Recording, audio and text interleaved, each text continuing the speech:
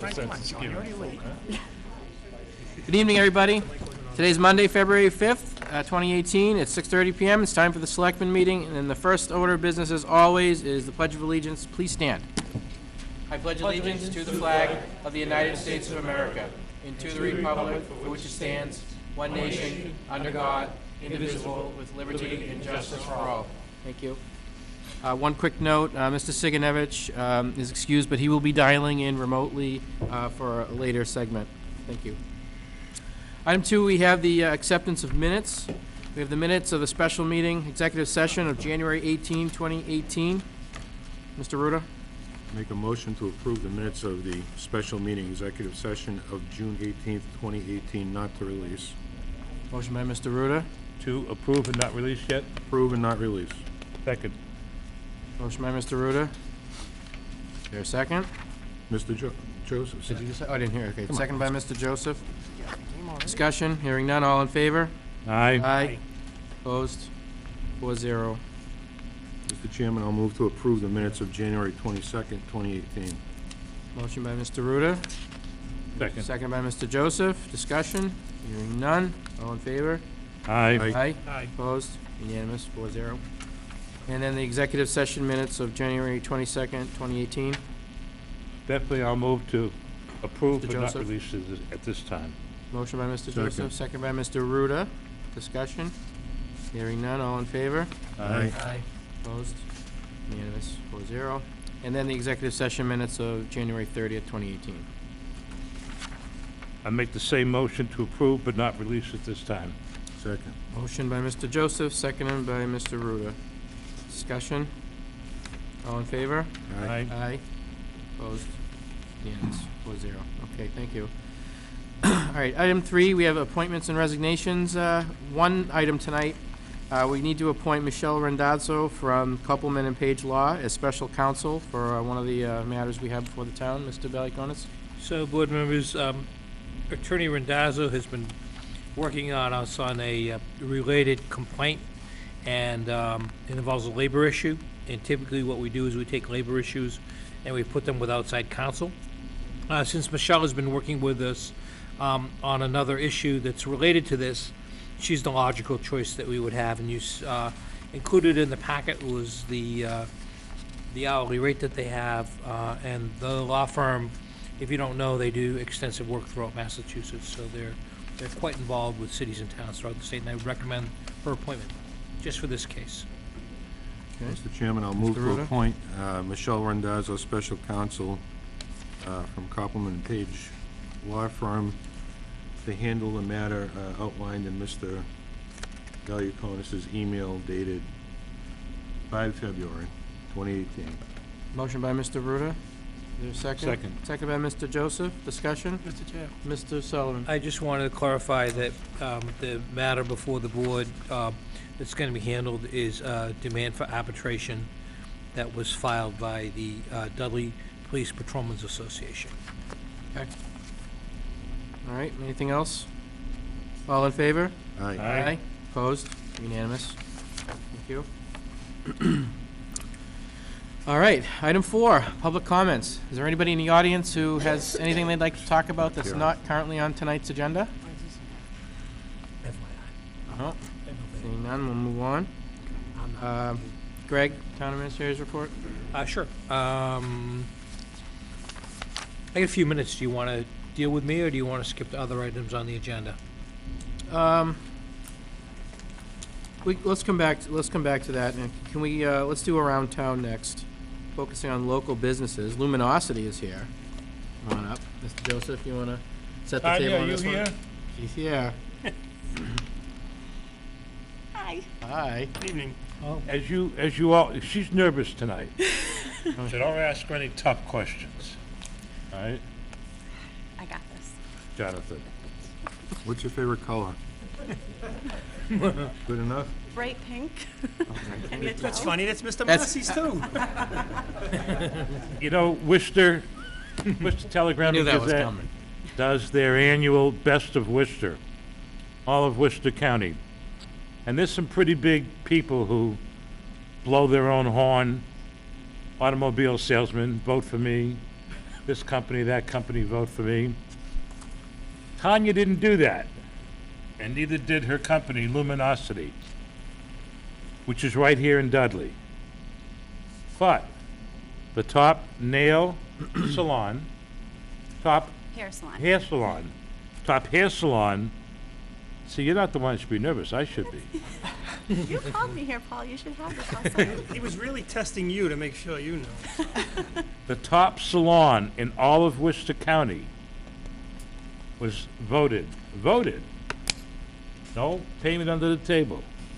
It was voted that Luminosity in the little town of Dudley was the winner. Best hair salon, Thank you. right? Pretty awesome. And that's, I mean, that's just a great accomplishment, and it really does contribute to what we say frequently, that Dudley is a nice place to live. And in your case, we're just really pleased to catch somebody doing something right. And the funny note, I only did it because I have 3 kids in the school system. You know, here, it's a so. great honor for you, it's a great honor for your staff, and it's a great honor for the town of Dudley. So would you tell us a little bit about your business? You can even tell us that you got a new dog today, right? Were you stalking me? Right? It's a rescue dog named Tyson, as in Michael. I hope he doesn't bite anybody's ear off. Could be Tyson Chicken. No. Right? That's right, could be Tyson Chicken. But tell us how long you've been in business, let people know where you are. This is like a free ad, all right? And tell us a little bit about, you know, what you do and what you like doing. Okay, so I opened the salon 6 years ago in October of 2011, so my kids could take the bus to the salon. Really, it was arranged just around them, never imagining to be open as long as I am. But if I'm going to do it, I want to do it right. We do men's, women's, and kids' cuts, hair colors, foils, perms. We help, actually, the disability as well. They come to our place so we can cut their hair because they deserve to feel amazing, too. We also do an annual Boston Children's Hospital benefit every year. Last year, we raised over $3,000 for them. And I also help out the Backpack Brigade. We're a drop-off location. Because if I'm going to be in a town, I want to be able to help out people. So that is the #1 reason. It's not just about hair.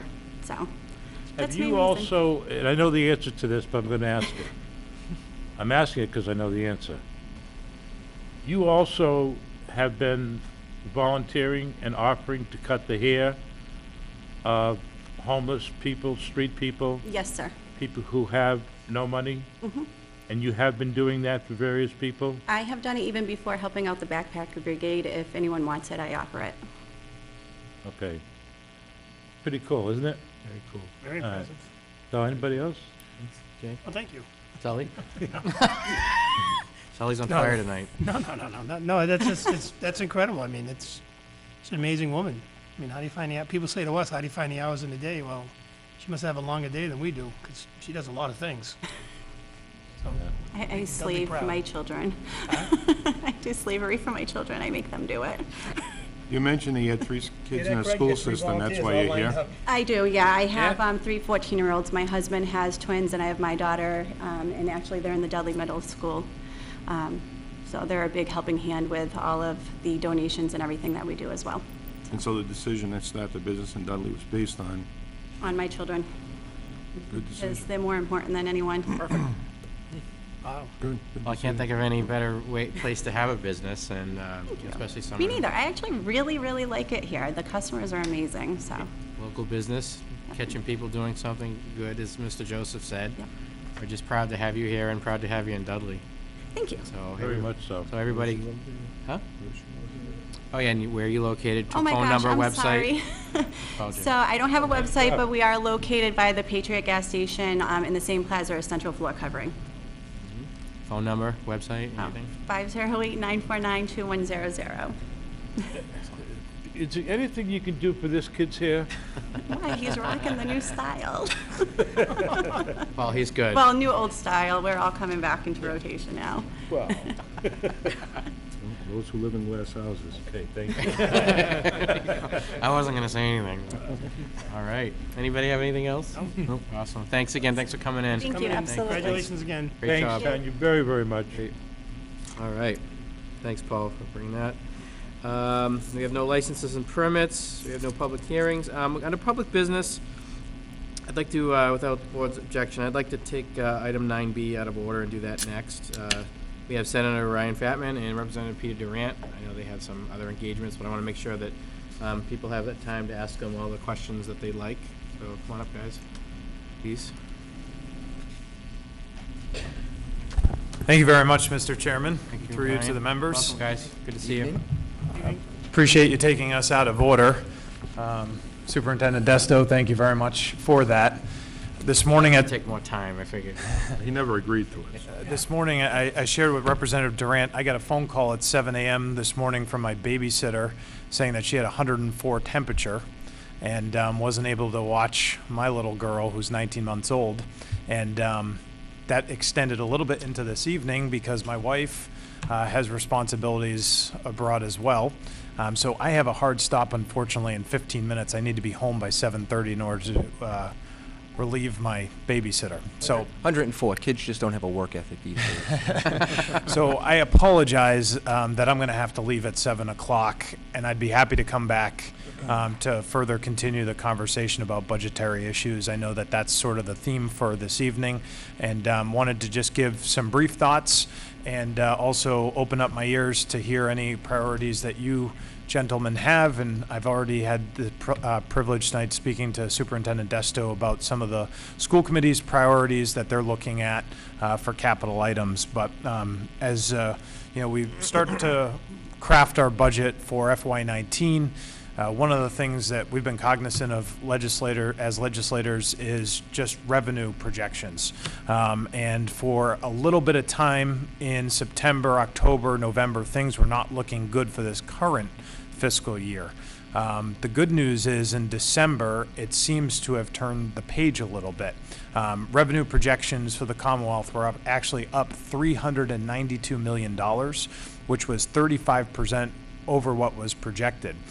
We've actually got the numbers halfway through the month of January, and that was 17.5% above projection, about $10 million more than what was in. So I know Representative Durant and I are very optimistic that hopefully these trends will continue as we go towards the end of the fiscal year and start looking towards our budget season. Of course, he'll talk a little bit more about that for the House. For the Senate, we start that in May, the third week in May, right before Memorial Day.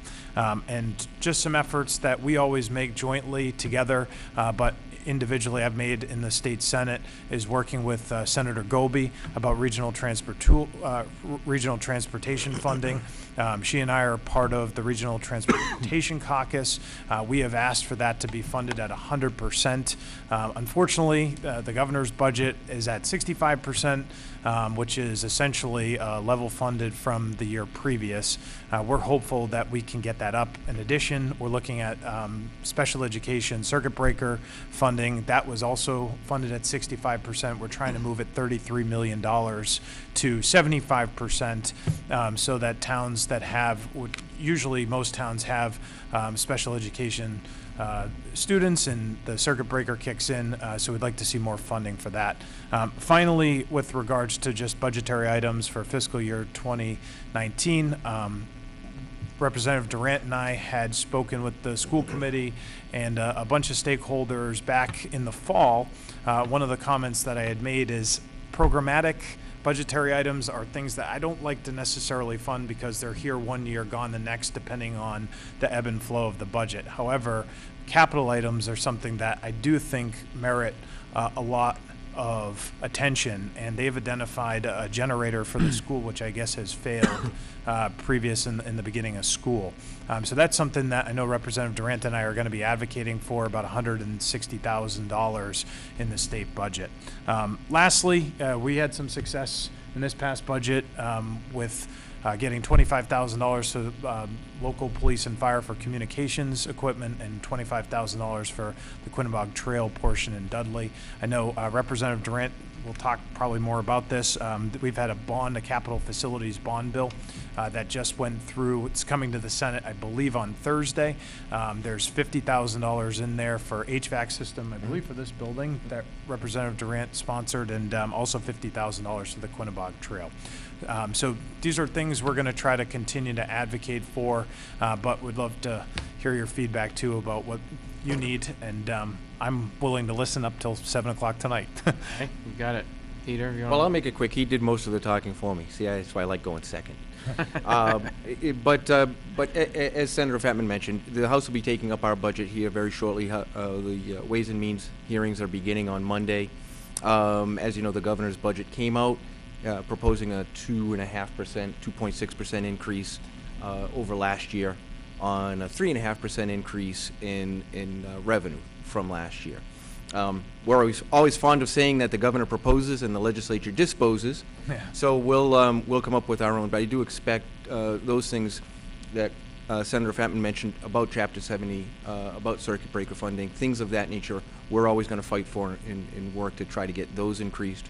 I think we'll see some of the local aid increases that the governor has been steadfast on, is keeping those up with the budget increases and keeping them on the same level. I think we'll see some of that as well. So, we'll have more information obviously as this process goes on, and I'll cut it off at that so we can get to some questions. Okay, Mr. Joseph, had a few things he'd like to ask you guys. Yeah, I have 3 issues that I'd like to raise in ascending importance order. So this first one's the least important. Absolutely. Okay. All right. The first is, you and I spoke about a year ago, Peter, about putting the codfish back onto the state license plates. I know you guys see it frequently at the State House. It hangs there still. Been stolen, but it's been replaced. What's the status on that? I would imagine that'd be a no-brainer legislation. As you know, there's only 1 year that Massachusetts metal license plates ever had the codfish, and I think that was either 28 or 29. Anything on that? There's been very little movement on that. There doesn't seem to be a lot of interest in changing license plates, although what I'll suggest, as we have our school committee here, it's always a good project, for school kids to take up these kind of issues. That's why you see the fluffernutter being the state sandwich, and different weird things like that. So if our kids want to take up something where they can put a bill forward, then it's a nice feel-good piece of legislation. Okay, let me cut to the chase. You seemed to be supportive when we talked about it. Of course. So is that something that you don't deem appropriate to support or file legislation? No, absolutely. But it's not. So if we file legislation, we'd file it as a late file, which gives it a very slim chance of passing. But we'll certainly file that legislation. Okay. I'd be happy to co-sponsor it as well. Yeah, that would be nice. One word of warning. That year, 1929, when they put it on, right, was the fish was facing away from the Commonwealth of Massachusetts. That's why they took it off, because people complained that the cod were that they were swimming away from the state. Exactly. And when I talked to Peter, I said, the turn the industry sucker talk. around so it's facing the state. But they turned around on another subsequent license plate. Right. It was facing the other way, and they had the best year. Yep. Yeah, they only had it for 1 year, though. It was only on for 1 year. Yep. Second issue, is there anything that you can do about resurrecting enforcement of the no-call law? The number of people, just in casual conversations, who are complaining about unsolicited calls constantly, and I'll ask every one of them, did you ever sign up for the no-call list? Yes or no? Many of them said yes. Is there any way we can stop that in the state? Public utilities? So one suggestion, we've had office hours, and actually I failed to mention March 7th, I'll be hosting office hours at Dippin' Donuts here in Dudley. And actually on Wednesday, I have them in Oxford, 5 p.m. at the Oxford Library, if anyone would like to come. A lot of people come with this concern. We always tell them 2 things. Make sure you ask if you're on the no-call list. If they say, no, and they put you on, make sure you take down their number. If they call you back, call our office, 617-722-1420. That's your office? 617-722-1420. If they call again, we will call the Attorney General Consumer Affairs Protection Office and give them the number. We just ask them to take down the number that they're seeing on their caller ID if they have that available, or to call back with *67 so that they can get the number, and we will report it to the Consumer Okay, is Protection. there a telephone number or an office that people can call to verify that they did sign up for the no-call list or to get on the no-call list? That's a good question. I'm not sure, but we'll find out. Sorry? I don't know the answer to that question, but we can look into that and find Okay. out. The there's third a issue is probably the most, not probably, it is easily the most serious of the three. Even before the people in Spencer tried to rally others around them about the state funding formula, we sat here on many occasions and spoke to our representatives about it being a cockamamie formula. That was the word that we used, and we still use it. Now, that formula, there was a study done. That formula was supposed to have been put forward. It has not yet, to my understanding, been implemented. I'm just looking for a yes or no. Is that true that it has not yet been implemented? Yes, Their recommendations? correct. Okay, so that leads me to my second part of that question, which is this. I don't know that there are one or two, if any, regional or school systems in the state that properly educate to an excellent level their students like the Dudley Charlton Regional School District does. And they do it at one of the lowest per pupil expenditure rates in the state. Dudley, when Prop 2.5 was put into effect, had one of the bottom 5 or 6 tax rates in the state. We cannot, we've already had one override which benefited the schools. They're gonna ask for another one. But we cannot get caught up and pay what the state wants us to pay. They say we're behind, all right? And what the school system needs for increases. We can't do that, all right? It would hurt a number of elderly and lower income, fixed income people. So my question is, can the state file, or can you file legislation that would provide relief, actual dollar relief, or assistance, or get the state off of our necks about how much we have to pay to play catch-up, all right? Because we started so low with a low tax rate. Is there some legislation that can be filed to give us some relief? And if so, will you jointly file that legislation? Well, I'm happy to file it. I think we'd have to look and see what that would look like and where it would go. I would leave that to you Yeah. to decide what could pass. But we need some relief. We're still probably the bottom, 10 or 15 in the state? We're never going to get caught up. But the state keeps saying, tell your people in Dudley, they got to pay X number of dollars more. Can't do that in one fell swoop. Well, how much is it this year, Greg? What, 400,000 more they're asking for? One more time, Paul, To I'm get sorry. caught up to what we should be paying for our schools? Where we pay $400,000 every year, about 400 for the required minimum contribution, which in revenues is about 4/5 of our revenue, Yeah. before we fund $1 for town services. That's And not you new know the growth. bottom line, highway, fire, police, everybody operates on less because we cannot increase the town's non-educational funding budget. It's not right, it's not fair, it's not moral that those who are low, when Prop 2.5 went into effect, are required to pay a massive catch-up fee. It ain't right. Okay? Thank you. Thank you, Paul. So, I know we started looking at this several years ago. We put some workshops and roundtables around this, but I don't know what kinds of things you guys can put together to look at this. I mean, it would be nice if we could band together with other regional school district towns to say, who have shown interest in this before. Remember, we got a lot of letters Sure. of support from other towns in the past, but this is, and there's another reason I wanted you guys to talk first, because it's a nice segue, you know, for the public watching, you know, what they're about to hear from the school and the problems they face, right? Well, it always helped open up the conversation to Yeah. funding, and I think that was part of the reason for doing it. Is I think we all kind of understood that it was a long shot in getting something passed, but it certainly helped open up the conversation, and we did hear from a number of districts that were at least in support of that. So, Even with the recommendations from the Blue Ribbon Commission, yeah. are they just gonna say, oh, that's nice, Yeah. golf clap and move on? And I think there's efforts that are made to at least implement portions of it.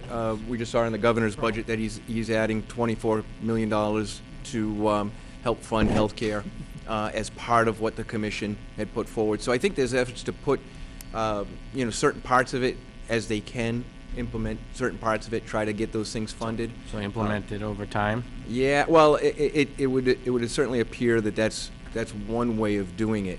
I think to do this wholesale is just to increase the budget by Right. a significant amount of money.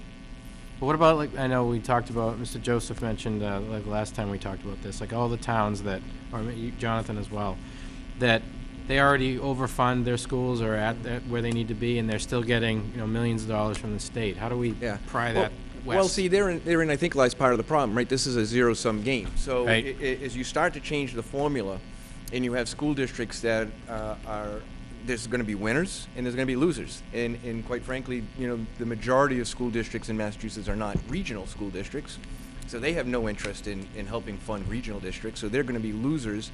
And then districts that are being funded what we would consider disproportionately high, they're going to be losers. So you end up in a position where they're all saying, no, why would I want to do this? And then we have school districts like ours here that need that money, that certainly want to push for that. So you got a zero-sum game going, and what happens is you more have to rise everybody up, and again, that just costs a significant amount of dollars. You know, all right, I won't say anything. Well, just to build upon that, one thing that we've offered in the state Senate budget that unfortunately hasn't gone anywhere, but it's received 15 votes, which means you need 21. So we're there, and we've gone twice and added to the vote total, where we would divert money for the expansion of the Boston Convention Center, which is $1 billion commitment, and divert it to the Foundation Review. And that would give about $200 million towards the effort. And you add that up to with the money that Representative Durant was talking about, $24 million for the health care from the governor. That is about depending on who you speak to, that's about a 25% dent in the actual number, which was $1 billion plus that we're underfunding the Chapter 70 formula with. So we're going to continue to put things on the table and make sure that we're having this conversation incessantly so it doesn't go away. The second thing I would suggest is when we went to those panels of elected officials and public servants on the local level, the reason why I had asked about capital projects that school districts may be interested in is because of what Mr. Joseph brought up, that $400,000 budget commitment that goes right to the school, which then the school has to decide what they're going to appropriate for, and all of a sudden the generator goes down and there's an extra $160,000 that no one was anticipating, deferred maintenance costs, all this stuff adds up. So where I feel very comfortable inserting myself as senator, and I'm sure as Peter does as representative, is alleviating some of that burden with capital items. $160,000 is potentially a lot of money. Especially when you look at the way our schools are funded, it's usually an extra $100,000 of state funding. So adding another $160,000 on top of that can be very beneficial, and that's something we're going to try really hard to do, and I think we can have success in this upcoming budget. Sally? If I would mention one last thing before I'm sorry I have to go, and I'm happy to come back. The $25,000 public safety money for the town of Dudley has not yet been released. I think there's some people on your board who might be able to help make that happen. But I would also say the public safety, we reached out to them asking them about the process, and Greg, they just said if someone would contact them with a letter of the purpose for the funds. So we'll be in touch with you to make sure that you have the right contact, and so you can get that money. It's great. Again, I Thank you, apologize Ryan. that I have It's to go. okay, thank you. Leave me here by See you myself. soon. Thanks for Peter. coming, Senator. Thanks for See coming. you later. Thank you, Senator Fenton. Now the hard questions. Yeah, great. While you Well, have- now that he's gone, I'll just throw him under the bus on everything. All right. Anybody have anything else for Peter? Any other questions? Anything that he should focus on as they get into budgeting, other than the things he's talked about? Well, and I would add to what Senator Fatman said, you know, those capital items that you're looking at, let us know. You know, we'll take up the budget, and we'll be putting in those earmarks later on in April.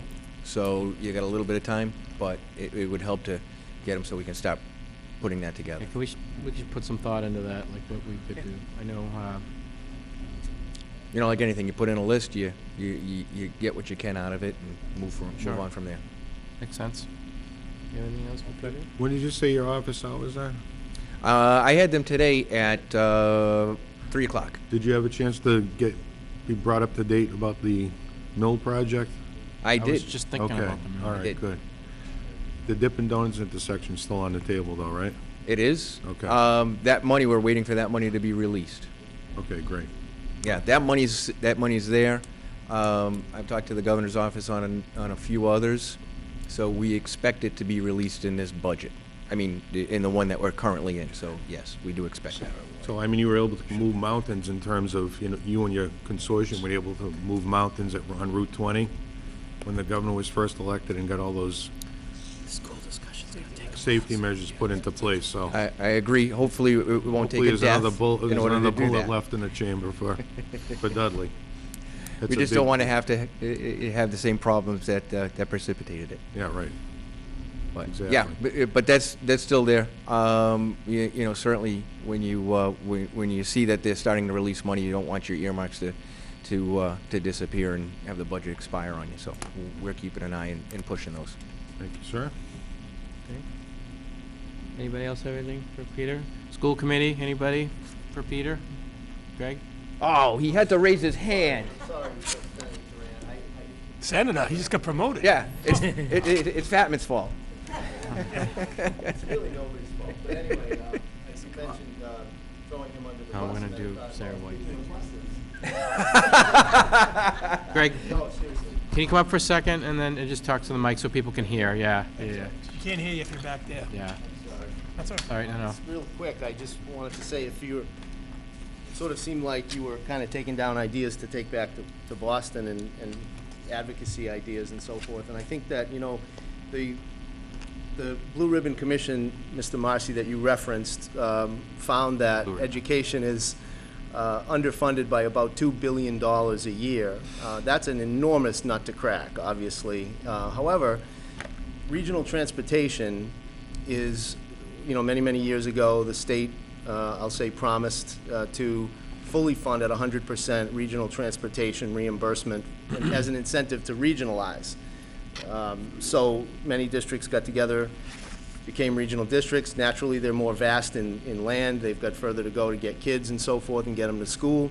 And we're getting reimbursed at generally between 60 and 68 or 70% on a yearly basis. So if, for example, if Dudley Charlton were fully funded, 100% regional transportation, as was promised many years before you got into the legislature, we would get an extra roughly $700,000 a year, which would be enormously helpful to both our towns and to us. So just if there were, in my opinion, for what it's worth, if there were one fight to really fight, that would benefit our towns and our district more than any, and that's a little bit more, at least dollars-wise, a winnable fight, it would be that one for me.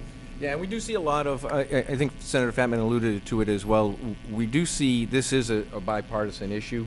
because our regional school districts are here in central Massachusetts, so we work closely with Senator Goby. I work with Senator Goby and Senator Fatman and some of the other representatives that are a little bit further north in Worcester County. This is an important issue for us. We do put that forward. We've done a little bit better in some of the recent years, but it's not fully funded, and that's something that we definitely fight for. Yeah, absolutely. But they understand the issue of why that's, like he said, Of course. just the geographical, if someone in their head hears it, I mean, you have these bigger towns. Yeah, It just takes longer and more money and gas just to get people where they need Yep. to be. absolutely. So people get that. Right? Yeah. Is that chapter 74? 74, chapter 74, Yep. just for everybody listening. Yeah, that has been an ongoing promise that, we got close one year. Yeah, we've made some progress in the past few years, but again, it's always it's never fully funded, and sometimes we get closer than other years, but it is something that we always are pushing for.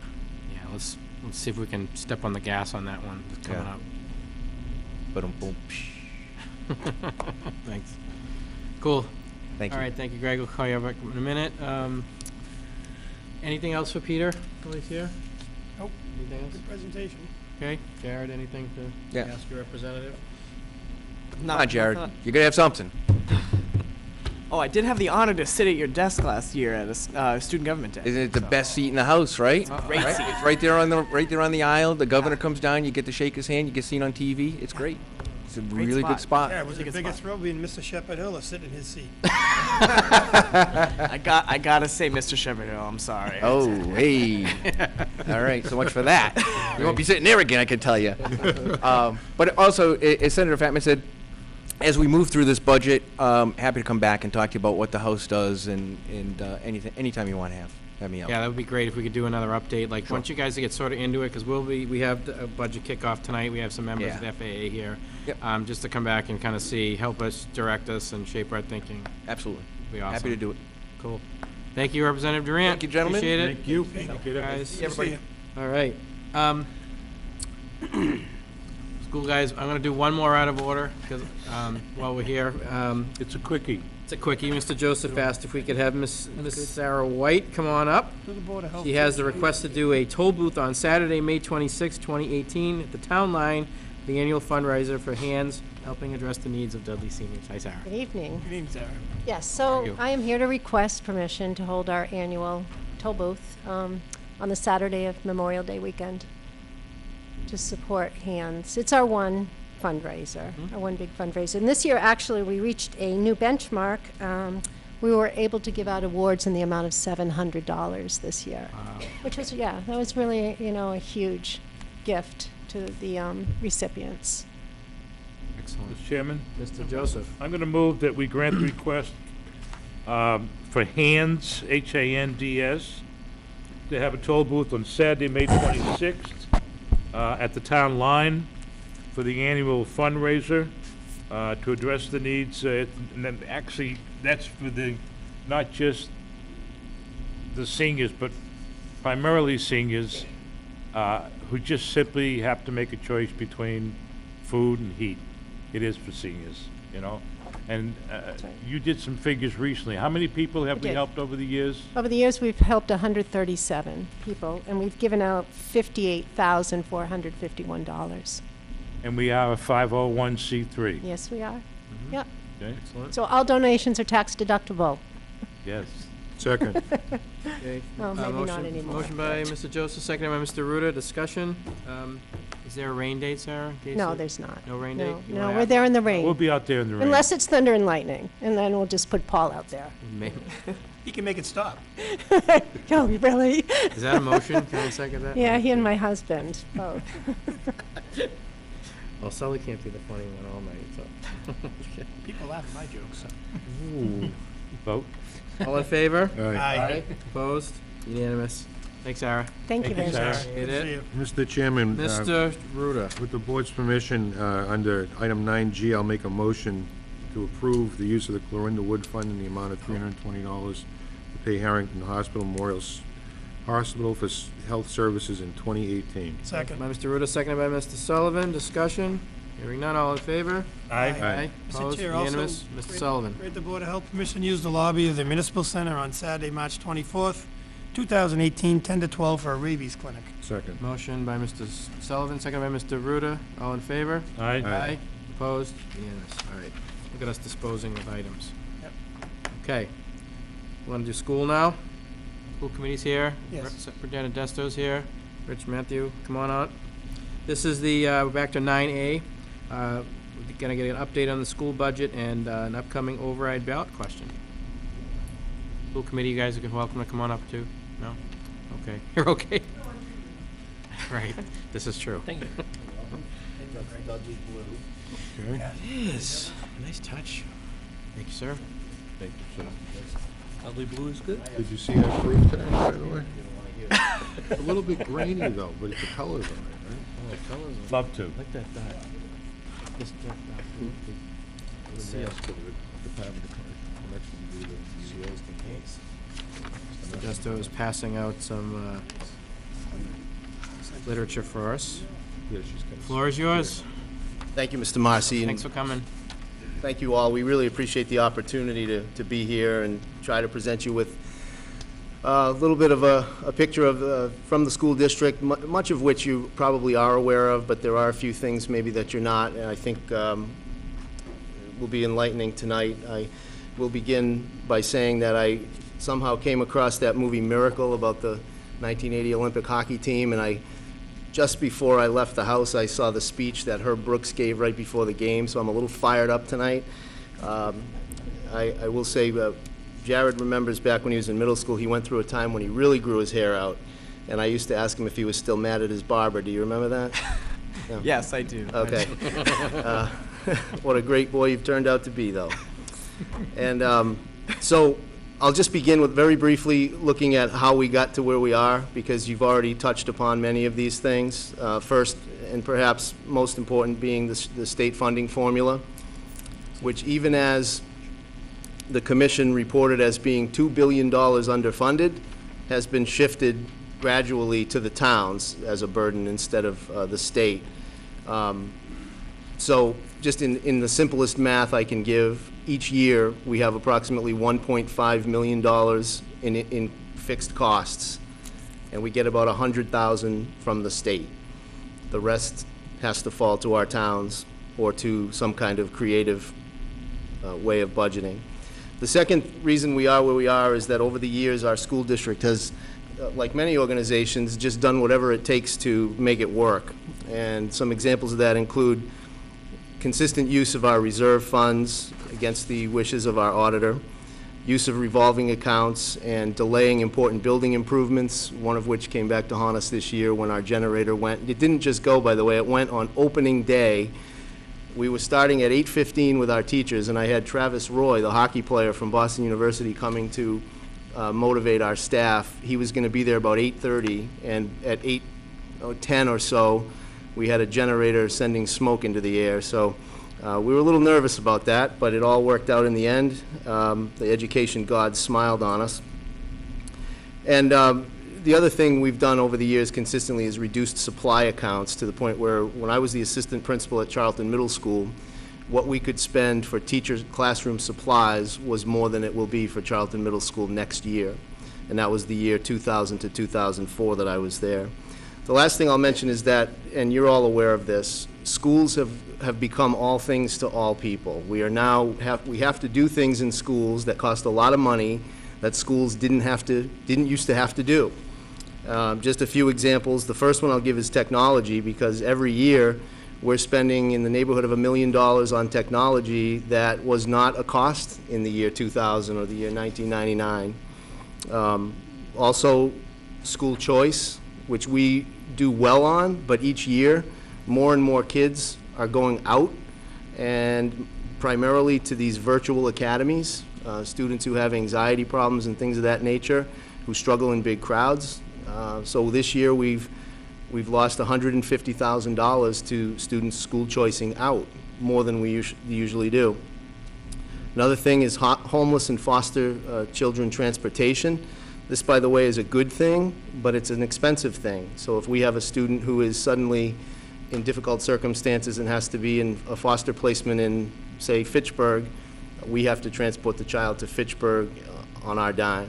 And we need that kid to go to school, but the cost is unexpected and it is high. Then special education, English language learners, and also mental health. And I'll end it there, but you get the point. There are a tremendous amount of things and all costs that people are not aware that schools have to do that they didn't used to have to do. So that's in a nutshell, combined with low taxes in both of our member towns, how we got to this point. One thing that against the advice of my money man, Mr. Matthew, I want to mention tonight, because I get asked a lot, why can't you just, kind of like just keep doing what you've always done, and why do you have to be so fancy, that type of thing. And I want to say, I have to talk about why we just can't keep doing what we're doing, and I'll make it quick. But our school committee and we have this chronic inability to allow anything to be mediocre for our students. And we are now living in a time in history, and this is absolutely true and backed by research, where there's never been a bigger gap between what kids learn in school and what they're going to actually need when they get into the workforce many years later. You can go all the way back to the farms, and what they learned in schools they could use on the farm, and then what they learned in school they could use in the factory, and so on and so forth. And it's never been further apart, and that's not anybody's fault. It's because the world of work is changing so quickly. Now, I never realized that. I remember learning about the Industrial Revolution in school, and apparently there's been 4 of them, and we're now in the 4th Industrial Revolution, which is all about like robotics and the cloud and all that stuff. I missed the first, like the second too. I didn't even remember the other 2, but our schools are still teaching kids for the 2nd Industrial Revolution, which goes back to Henry Ford. And now we're in the 4th one. And so we've got some, what I like to call, it's just a gap that we've got to close, and we absolutely have to do it. Almost every district has this problem to some degree.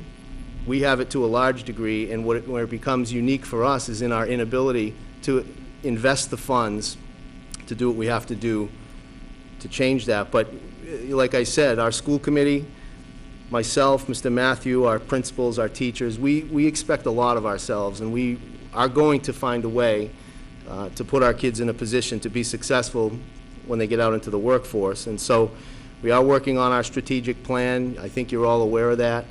I won't go over it, but in your folder is a brochure that is not a final product yet, but it's moving closer to that, and it will give you some idea of the specific types of things that we want to do in order to close that gap a little bit, and it is going to require financial investment. So let me take a breath. I've been talking a lot and talking kind of quickly. I'm Italian, after all. Do you want to give any questions about the first 2, or just have me keep going right through and then do all questions at the end? Well, let's pause for a minute and see if anybody has any questions Okay. from the board. Okay. You guys, Nope. anything now? It's a good time, bro. Okay. I mean, this just generally, this all makes sense. I think everybody's aware of it. I mean, everybody, maybe people who don't pay attention on a day-to-day basis don't always understand, like, oh, we have great schools, low taxes, that's why I'm here. So I mean, we're making the link to that and why having a great school system is important to the reason they moved here. I want to make sure we cover that too. Okay? But go ahead, Greg. Sure. And so I'll just, to that, Mr. Marcy, I wanted to say in the beginning that when I came to Dudley in 2004 as principal of the middle school, I almost immediately, just fell in love with the town. And I have no reason to say this. I have nothing to gain from you to say that. I just really like the people here. I like the kids, and it was a great fit. And the reason that I think it works well, our school district and the town of Dudley, we have a lot in common.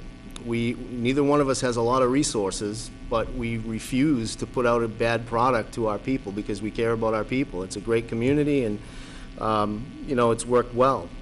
So what are we going to do about all this? Well, what we're going to try to do is as follows, and I'll start with, as I said in the beginning, we have about 1.5 million, maybe a little more than that, in annually recurring costs. So essentially every year, between salaries, health insurance, retirement, transportation, special education, and other things that come in unexpectedly, we can expect to have about a $1.5 million increase.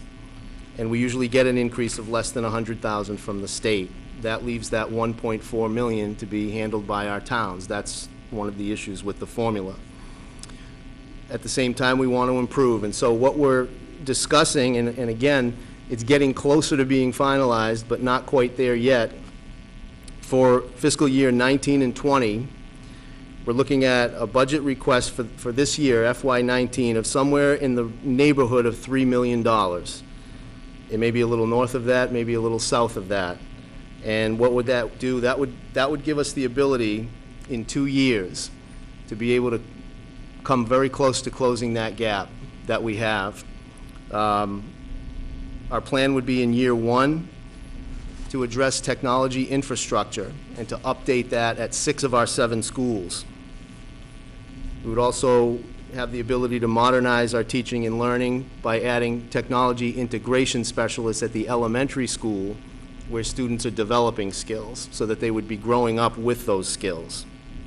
And we would want to add mental health supports within the schools because it's probably the biggest barrier to learning that we're seeing right now is children who are coming to schools with struggles with their mental health, their emotional health.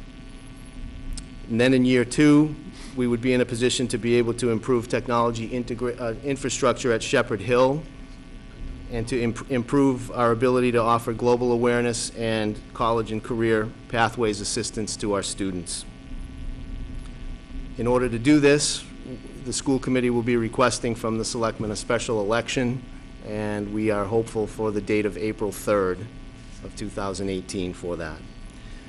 On the second page is a detail of what I just discussed. It goes through what all those costs would be in the 2-year plan, and I won't go through it all one at a time. I know that you can look it over yourself when you have a chance. Thank you, Greg. You're welcome, thank you. It was good.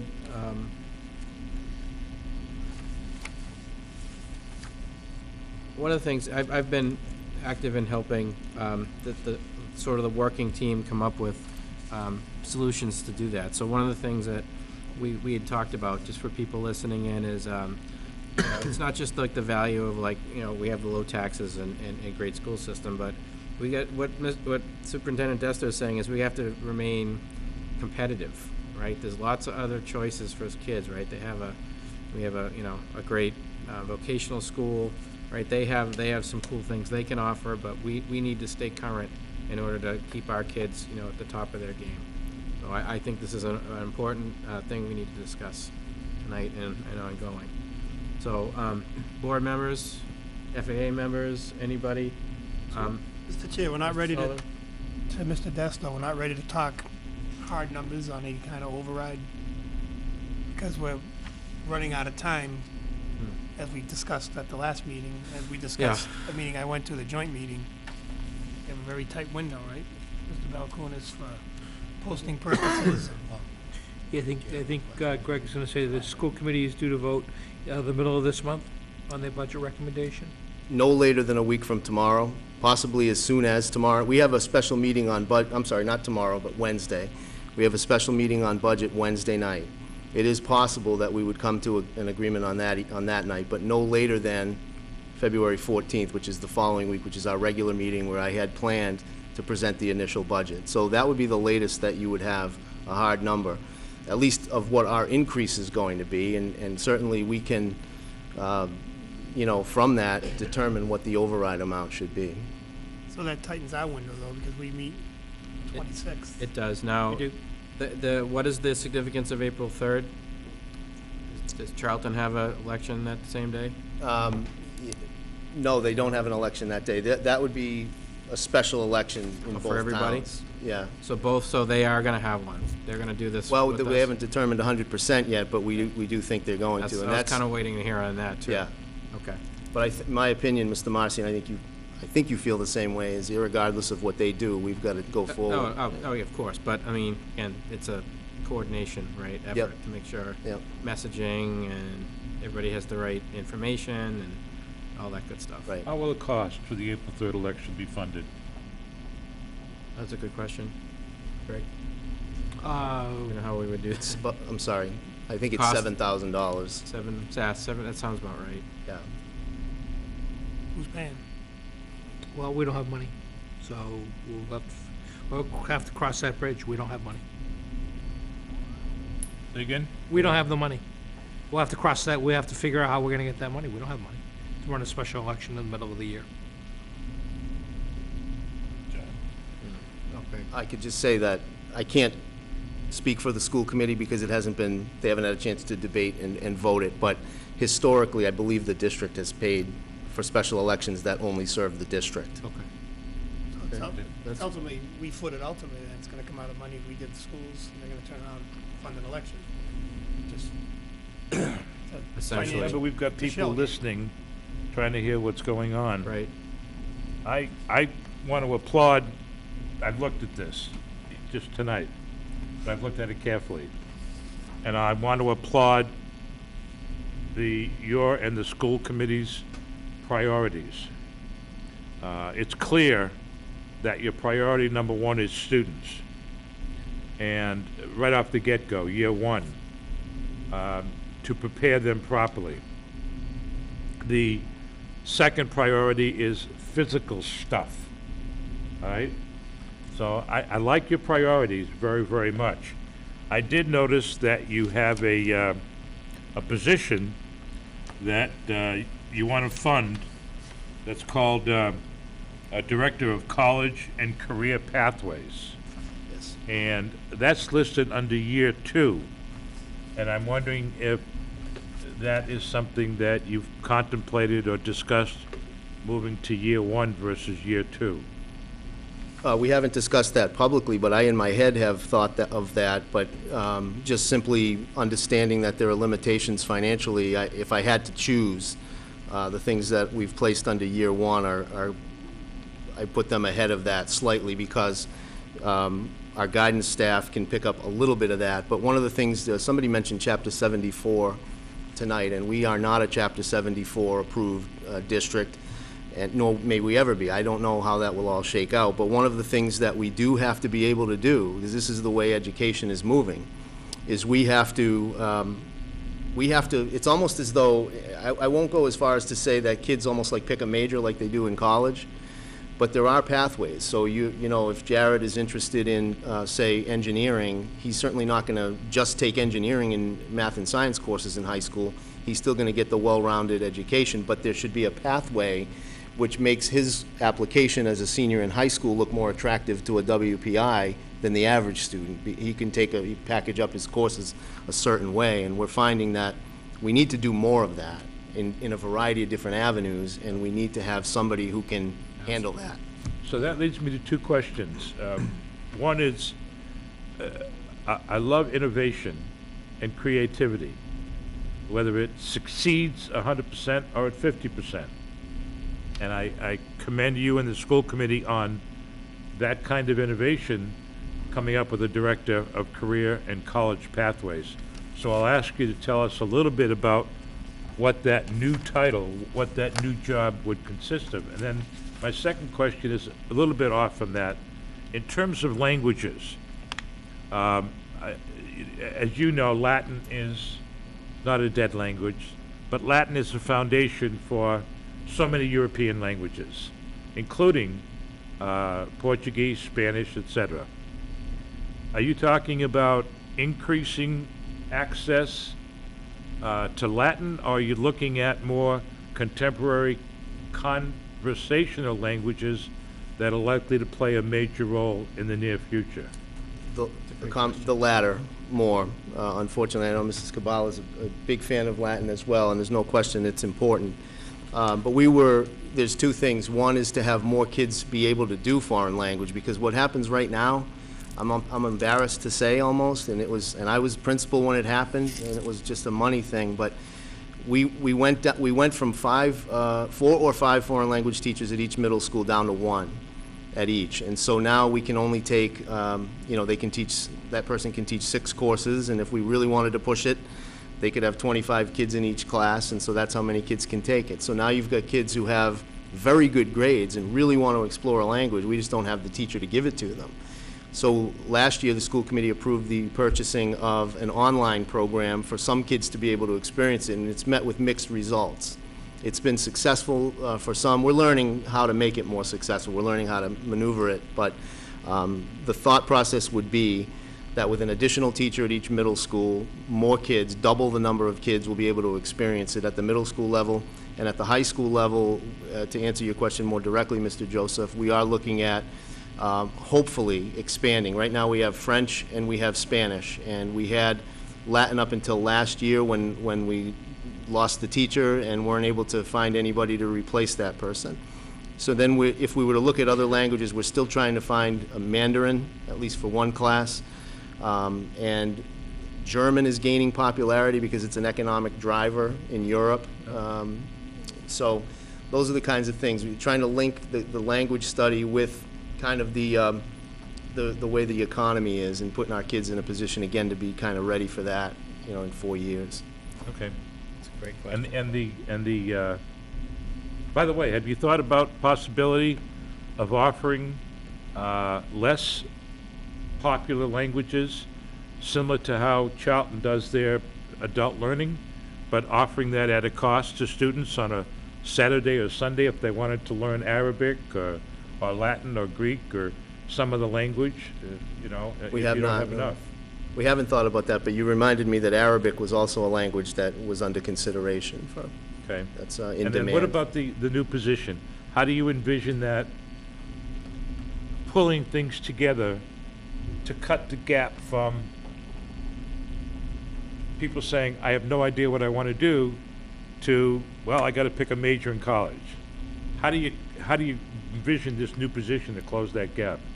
So, it's a lot, but two major things. One would be to create the conditions for kids, so that means that this person would be responsible primarily for being out and forming partnerships with colleges, with businesses, internships, college credit courses that can be taken, those kinds of connections, okay, to the outside. And then within the school, managing the guidance department almost as though it is like each kid has a career counselor rather than a guide. Like this person is almost like your agent and trying to kind of guide you along the way. And what comes with that is an awfully lot of administrative work related to scheduling. The school, the building schedule would have to be looked at to be able to accommodate internships and be able to accommodate kids going out to colleges for a course during the day or things of that nature. So it would be an administrative position, a low-level administrative position, not completely unlike a traditional guidance director, only with a real modern flair to it. Again, I commend you and the school committee for doing what you do with what you have. Thank you. We appreciate it, and it's the same to you, and you guys, your support has made that possible. And I, for one, will commit now publicly to doing whatever I can to support the override, whether it's talking to people or holding a sign. Thank you very much. I will do that. Thank you, Paul, so will I. Okay, this is really important, and everything is tied to, we always talk about quality of life and public safety and everything, and our schools are part of quality of life, and it's important for our kids to, not just the ones in school now, like mine and yours, but just the kids to come, right? The kids who move here. Has anybody looked at Realtor.com and see how many houses? Not much inventory, right? A lot of people want to be here. Yes. And it's important, we've had a lot of, once we see hard numbers and everything, we could talk details and stuff, but, it seems like we've tackled one thing at a time. The fire department, we've got the 24/7, EMS coverage, we've done some stuff for police and highway, and it's really time to take a look at schools, in my opinion. Might I just say one more thing, Mr. Marcy? Absolutely. Our initial discussions that we had, even throughout the summer, we were discussing a possible, like a 5-year solution, Right. and that was really attractive at the time. When we took a look at what that number would be, I just want to add that so that people know, the school committee was not comfortable with something that would be so overwhelming all at once to our taxpayers. And, that's kind of how we landed on a 2-year solution. And thinking about the position that our town is in tax-wise, I think the school committee felt like, hey, we want to work with you to be able to solve that, but we may have to do it over 5 or 8 years as opposed to right away all at once, you know. I agree. And I guess what I'm saying is our school committee does, like, really cares about the people, just like you do. Yeah, we care, and, you know, I think we've done a pretty good job being good stewards of the taxpayers' money in general, and letting people decide what they want us to spend money on. So this is, I think that falls into this category. Do you guys agree? Stephen? Yeah, Mr. Chair, I mean, since I've been on the board, you know, Mr. Joseph and I have been the longest, obviously. We've always taken the position, I mean, police and fire can speak in highway, that we let the people vote. I mean, if it was up to us 5, and 3 people wanted something, and the other 10,000 plus residents, just, you got it. I mean, we give it to the people, and if people support it, then we move forward. If not, we pick up the pieces and, Back to the drawing board. like that commercial where the little pig runs from the bank down and Oh, drops. yeah, You know, that's what it looks like. I mean, we gotta put the pieces back together and try to solve it, you know? Let the people have their say, and all we can do is give them the information, the numbers. I mean, having Mr. Desto here and Mr. Matthew and 2 members of the committee in the back, I mean, information is what we have to get out there. Yep. Mr. Ruda? Well, I mean, certainly I support putting it on the ballot, but I don't want to have to speak cryptically, and if it comes out like this, I don't want to have to put provisos on it. I'm anxious to see the timeline and the final numbers so that I can, Right. you know, if it makes sense, pick up the flag and support voting in favor of the override.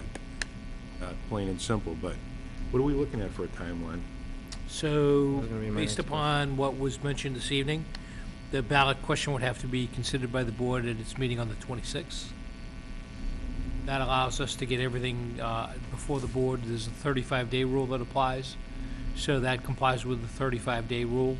The school committee will have voted their budget recommendation by that point, so that's the main issue that we have, is getting it adopted and approved by the board 35 days before the election, which is on April 3rd. Okay. So that doesn't give us a lot of time. Not really. I mean, you can still continue discussions after it's put on the ballot. Once the number's on the ballot, it's cast in concrete, so to speak. So you'll do your usual workup of, with Mr. Yeah. I'm planning on going to their meeting on Wednesday night, so and see how it's interpreted into see how it is, but it should be pretty straightforward in terms of what the number is and what our obligation is associated with it. You know, one thing we had with that little survey that the Economic Development Committee put out, and it wasn't scientific by any stretch of the imagination, but people, the number 1 and number 2 were education and low tax rates, and I don't think those are mutually exclusive. I think we can still get the funding to where it needs to be, still maintain a significantly lower tax rate than anybody else in the area, and increase the amount of funding that we give to schools and public safety I at the think we'd same time. probably still be the lowest if this went through, honestly, just from the numbers we've seen so far. So Tighten the it gap a little. becomes a Yeah. matter of education at that point, pun intended. Kathy, can you, sorry, can you talk, yeah, so everybody can hear you. Come on up, you're used to talking into a mic. I just want you to say, we're not dragging our feet, but we have bus bids coming in on the 7th, so we wanted to know Right. that figure concrete before we made a recommendation. So that's one of the reasons why it seems to be so late. And a health insurance And estimate as well. health insurance estimates, too, which are 2 big ticket items, so we Right. wanted to wait till we actually got those figures, so we Perfect. wouldn't be changing afterwards, higher or lower. Mr. Chairman, Mr. Ruda. speaking about bus bids, how competitive is that field? Is there a lot of, you receive a lot of bids from bus companies? This will be my first bid here in Dudley, Charlton. I think historically, we receive 1 or 2 bids. That's about it. There was a thought process, an attempt through the Central Mass Regional Planning Commission to do a joint procurement with a number of towns, including Webster, Auburn, Leicester, Oxford, and ourselves. Auburn and Webster subsequently dropped out before the go time with that, and Dudley Charlton made the decision to pursue a 3-year bid on our own this time. But we hope in 3 years we can do this collectively. And there's a hope that it'll attract a larger client, a larger vendor base, and perhaps even vendors from outside the state. Is that the reason why you think you don't receive so many bids because it's just not enough business essentially for other bus companies to bid? The Dudley Charlton contract itself is, you know, close to $3 million, so it's an attractive piece of business. Having to garage vehicles in both towns so that both towns get their fair share of motor vehicle excise is a little bit of a challenge because instead of having one central depot, you do have those two. But, you know, that's something that can be looked at. Generally, I think if you ask many school districts, they receive one bus bid, maybe two bus bids when there's competition or somebody new in the area. It's kind of a unique circumstance. Kind of compete against themselves. There's all types of theories. Put them in a that are room thrown and out beat them there. up, and maybe they'll give you a price break for next year. The most important thing to remember in a procurement like this is once you know who the low bidder is, you can still negotiate price. And it's not gonna get any cheaper, all right? So have we explored the possibility of getting some kind of grant, even if it's a private grant, from a company like Tesla, that also owns Sun City? Have we thought about the possibility to see if we can get a pilot program or a grant to fund some smaller electric vehicles that could provide, that we could own, that would actually provide transportation services for appropriate sized groups and appropriate distance? Have we thought about that kind of thing? I have not. I don't know if that's come up in your travels. Not to this point, but it's certainly an interesting idea. You know, I mean, we have a saying in the auction business, you've heard me say it before, if you don't ask, you don't get. You know, and the worst somebody can say is, what are you, nuts? No. But it's something to think about. Yeah. You know? Good idea. You want to make them self-driving? They also do that stuff too, right? Yeah, eventually. I don't know about that. Yeah, I don't know. Me neither. Thank you all very much again for what you do. Anybody else have any questions? FAA members here, any questions while? No? Jerry, Ann, nothing else? Like I said, I think we need to, again, the hard numbers, again, everybody's, again, to what Jonathan said, supportive, but let's make sure that we're all talking from the same sheet of music, numbers, because, you know, misinformation gets out there pretty quickly. We want to eliminate that and just really work towards a solution and how it happens. Okay, so we have a tight time frame. Greg, how will we, so we'll wait, We'll be school committee will working, let us know? we'll or- be working behind the scenes on the warrant art. The language on the ballot is pretty standard. It's prescribed by law. Right. And we'll work with town council in terms of crafting that exact language, and the only thing that's missing is the number. And then that usually translates into what does that mean for me, Joe, taxpayer, and how much how many cups of coffee or whatever people usually say to me. How many cups of coffee is that gonna cost me, right? So people like to understand that and then what they get. I mean, you've done an amazing job here. I think once people see this, it's a great thing. It's not just about, we don't have enough money to do this, but we wanna be more than we are. Right? We wanna be better, to quote the great John Pear, right? I like to think exactly. So I think once everybody kind of sees that, they'll understand why this is needed. Okay. Anything else? Okay, guys, thanks for coming in. I Well, really thank you. We appreciate really it. appreciate the Thank you. opportunity. Thank you. There's Thanks a lot of hard work went into this, everybody. Okay. All right. Kick us off, Kicko. All right, next. Thank you, school committee, also for coming. All right, so we're gonna go to 9D. We have the FY19 budget kickoff. Also a good segue in, from everything we're talking about. So Jerry and Ann, wanna come on up? And, part of the discussion here.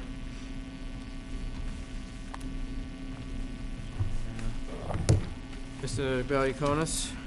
So, this is the time of year where we begin talking about the fiscal 2019 budget, which is our budget that takes effect on July 1 of 2018. And the town's budget, as you may have gotten after speaking with the schools, is, our budget is revenue-driven, so we do consider the fact that there is a certain amount of revenue that's available to fund town operations. And out of the pie that comes to fund town operations, the town has an obligation to also fund its portion of education expenses. And one of the things that we need to fund is the required minimum contribution, which is a little bit under $400,000 for next year. And I think I made a mention, that's about 4/5 of the available revenues that the town has.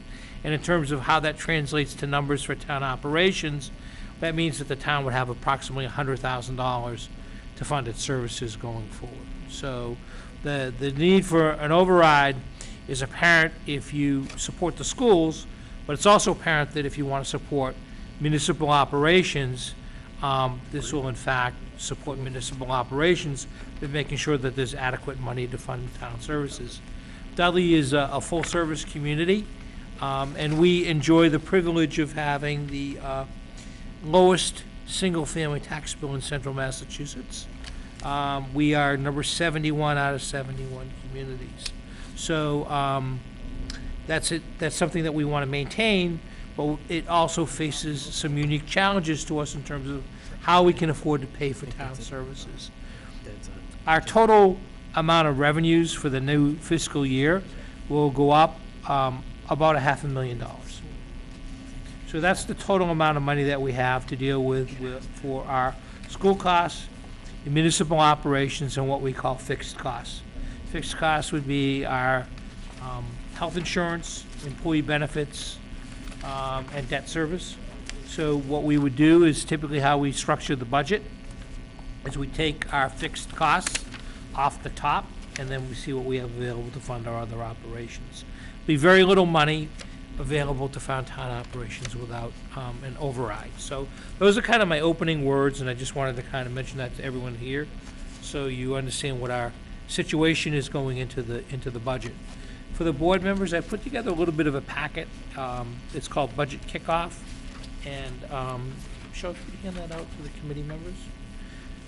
One of the things I like to do is before we really begin to talk about next year, I like to take a look back and see how we're doing this year. So if you take a look at the first document that's I handed out, it's Town of Dudley General Expenses for July through December, fiscal 2017 versus fiscal year 2018.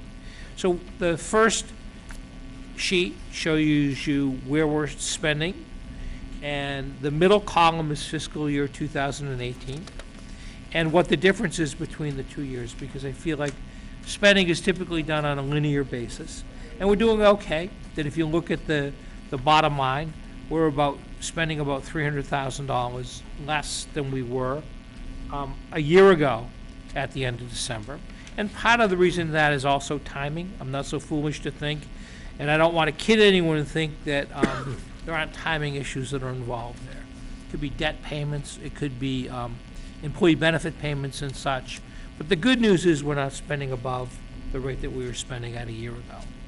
And so you see a summary of all of our expenses. And then the second page does the same thing for revenues. So you look at the major revenue categories, which are real estate, local receipts, and you see how we're doing for this year. And you'll see that if you look at the numbers, the real estate and personal property taxes, we're to the good $244,956. And you can see that there are pluses and minuses in the categories.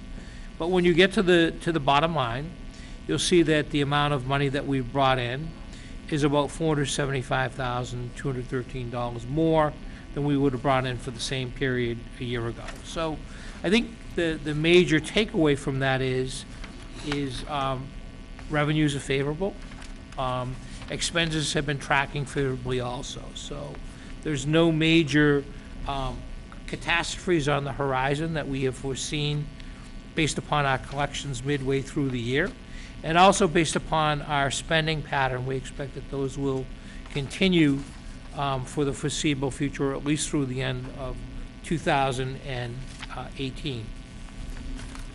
Next item that I have in the packet, and let's see if I have the FAA numbers.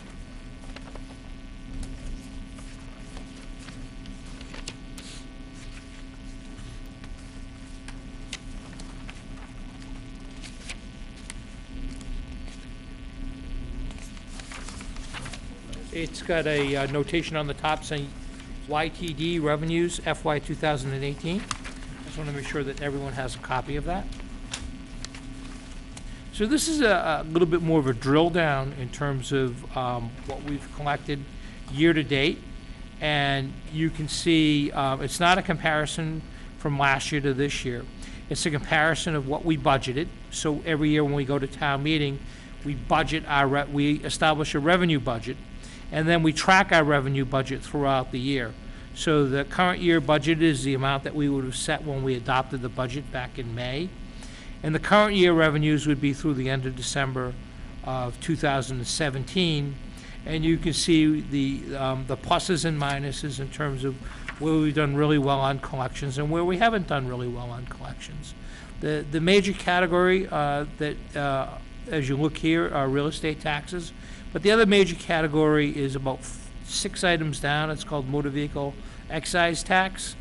And you see that we have a budget of $1,467,000, of which we have collected $159,483.79. Shouldn't be alarmed by that number, because motor vehicle excise tax, typically the commitment goes out in February and is due in the spring. It's one of those revenue sources that's non-linear. It comes in one big slug in the spring of every year, and this is pretty typical of how we've been in the past.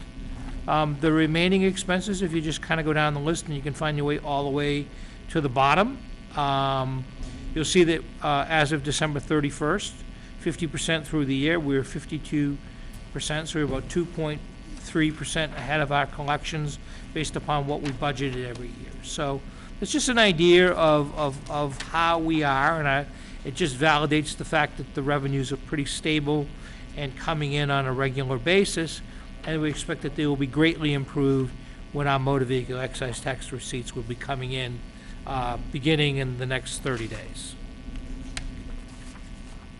Any questions on those two things? Questions about the current year before we start talking about next year? Okay. What do you attribute our revenue increase to, Greg? What's that again? Our revenue increase, what do you attribute that to? It's general growth across the boards. It was kind of interesting that one of the things that we keep track of is it says in lieu of taxes. So if you look at that YTD revenue FY18 sheet, the last one I handed out, go down about 10 items, and you can see something called in lieu of taxes. Yep. See that big number that's there? That's good news. We collected $31,208.71 through the end of December, and you may say, well, why is that happening? What we're starting to see is the money trickling in from the solar projects that were permitted and approved, and that's where that money goes to. So it's things like that that have attributed to the number going up. Now, interestingly, on the solar money, we don't spend that, we don't apply that money toward the budget. So one of the things we will not do is we'll resist the temptation to supplement the budget by this amount. Instead, there'll be an article at town meeting, hopefully that the selectmen will support, transferring that money and establishing a capital fund.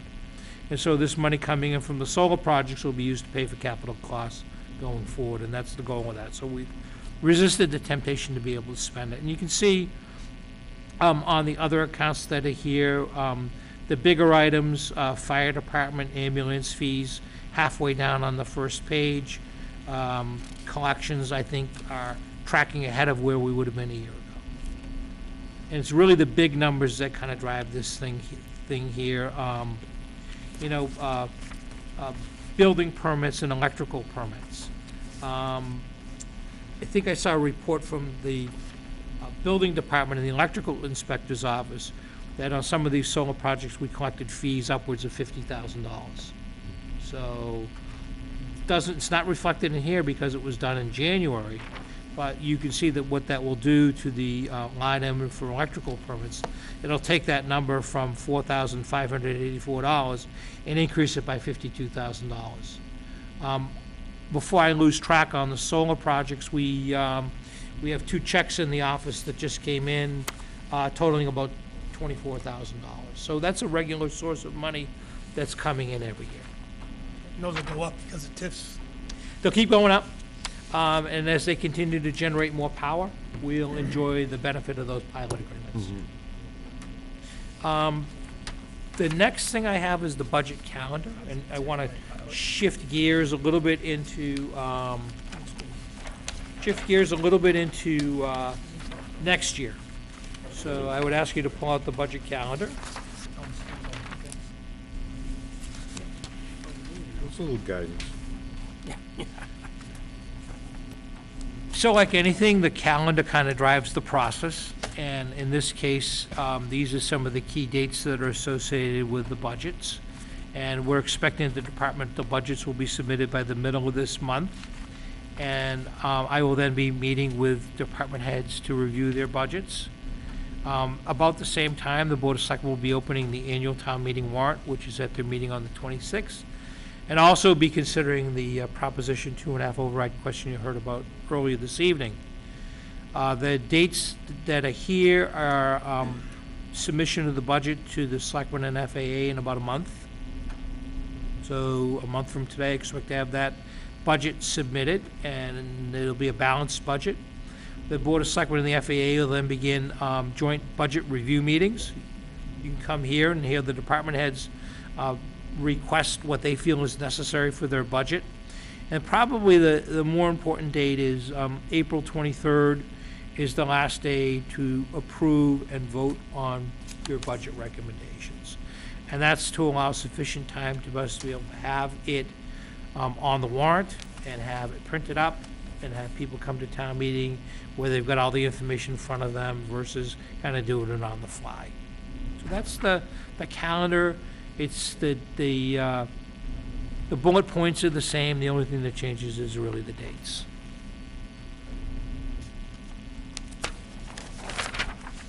Okay. And the final item that I want to hand out and present to you is the larger sheet. Greg, I forgot to write it down, just to put it in perspective. When were we discussing a potential override vote 26 of February. So our next meeting. February 26th? February No, 26. a vote, a ballot. 26. Ballot vote on the Yeah. 26th? Yeah, because we're stuck with the 35-day rule, which says nothing can appear on the ballot unless it's voted by the selectmen and given to the town clerk not less than 35 days before the election. No, I guess what I meant was, when would the town vote on it? As a- not- Oh, not as April putting it 3rd. on there. April Oh, 3rd. April 3rd. April 3rd. Put it right here in the old strategy paper here. Strategy.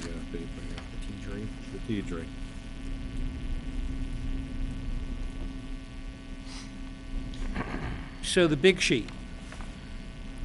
The big sheet is kind of carrying forward some estimates from what we've already looked at in terms of what we've collected year to date, how that compares to last year, what we expect our revenues, local receipt revenues to be for fiscal year 2019.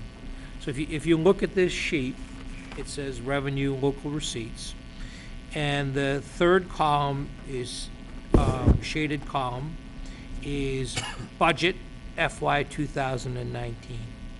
So these show all of our receipts and what we think they're going to do for fiscal year 2019. And the accountant, we've estimated that our local receipts will grow by about 2.7%. So for the public, 2.7% is about $80,000. And the exact number is $79,607. So that's not a lot of money. And one of the things that the town tries to do is to be conservative when it develops these revenue estimates, because in the fall, we'll be looking for something called free cash. And free cash is a calculation based upon how our revenues and expenses are for the fiscal year. So on June 30th, our books close, and then the town does its balance sheet, and as part of the process of calculating the balance sheet, a number is called free cash. And the reason why I bring that up is if we get too aggressive on these numbers, then the town doesn't have any free cash that's available. And the town has been pretty predictable with its free cash numbers, somewhere around 400, 420, 440. I think over the last 5 years, if you looked at an average, somewhere around 425, somewhere in that neighborhood, which I think for a town like Dudley is pretty reasonable. We're never gonna be a community that's gonna have a lot of free cash. And the reason why we don't is because our revenues are so modest. Our tax levy is only $11.5 million, which is really small for a town of Dudley's size. So the fact that we don't raise a lot in tax revenue, and we have a little bit of money that comes in on estimated receipts, but none of it is really knock your socks off numbers. 400,000, 425 is probably a pretty good free cash estimate going forward. So the purpose of giving you this evening was just to give you an idea of what we're thinking our local estimated receipts will do. They'll go up about 2.7%, or about $79,000. And then we have our tax levy, which is governed by Prop 2.5. So tax levy, for people that are interested, is just the total lump sum that the town can receive in taxes every year. And that is governed by Prop 2.5, which says that your town's tax levy can only go up by 2.5%. So that's about $282,000. So $282,000 in the tax levy, $79,000 in local receipts. What else are the pieces that go into the town's revenue forecast? Our state aid, you heard our senator and representative here this evening indicating that unrestricted state aid was going to go up. For Dudley, that's about $76,000. So if you take the number that the governor proposed in his budget back in January for fiscal year 2019, and you translate that to Dudley, it's about $76,000. And then finally, the final component that we can forecast is new growth. And the estimated new growth, which is revenue from new construction and renovation, so it's actually taxable property coming onto the town's tax roll, about $50,000.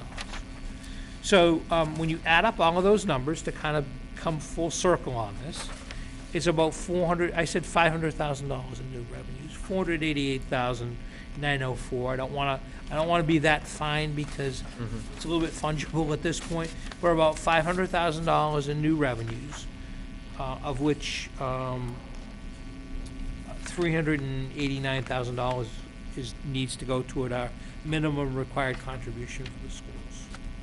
So at the end of the day, we don't have a lot of money to base significant increases to departmental budgets. And what we will do is go through a little bit of idea on the strategies. We'll go through and develop a balanced budget, and then we'll prioritize and submit to the board for your approval how those priorities should be. So there's additional dollars that become available, either through state aid, local receipts, new growth, whatever it is.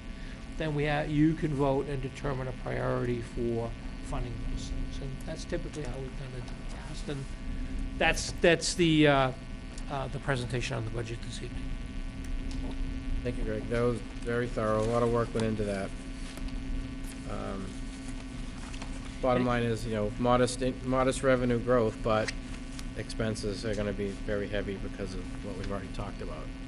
So, FAA, any comments? Any thoughts? Observations? Oh, thank you for sharing this and putting together. It is a lot of work. It's amazing.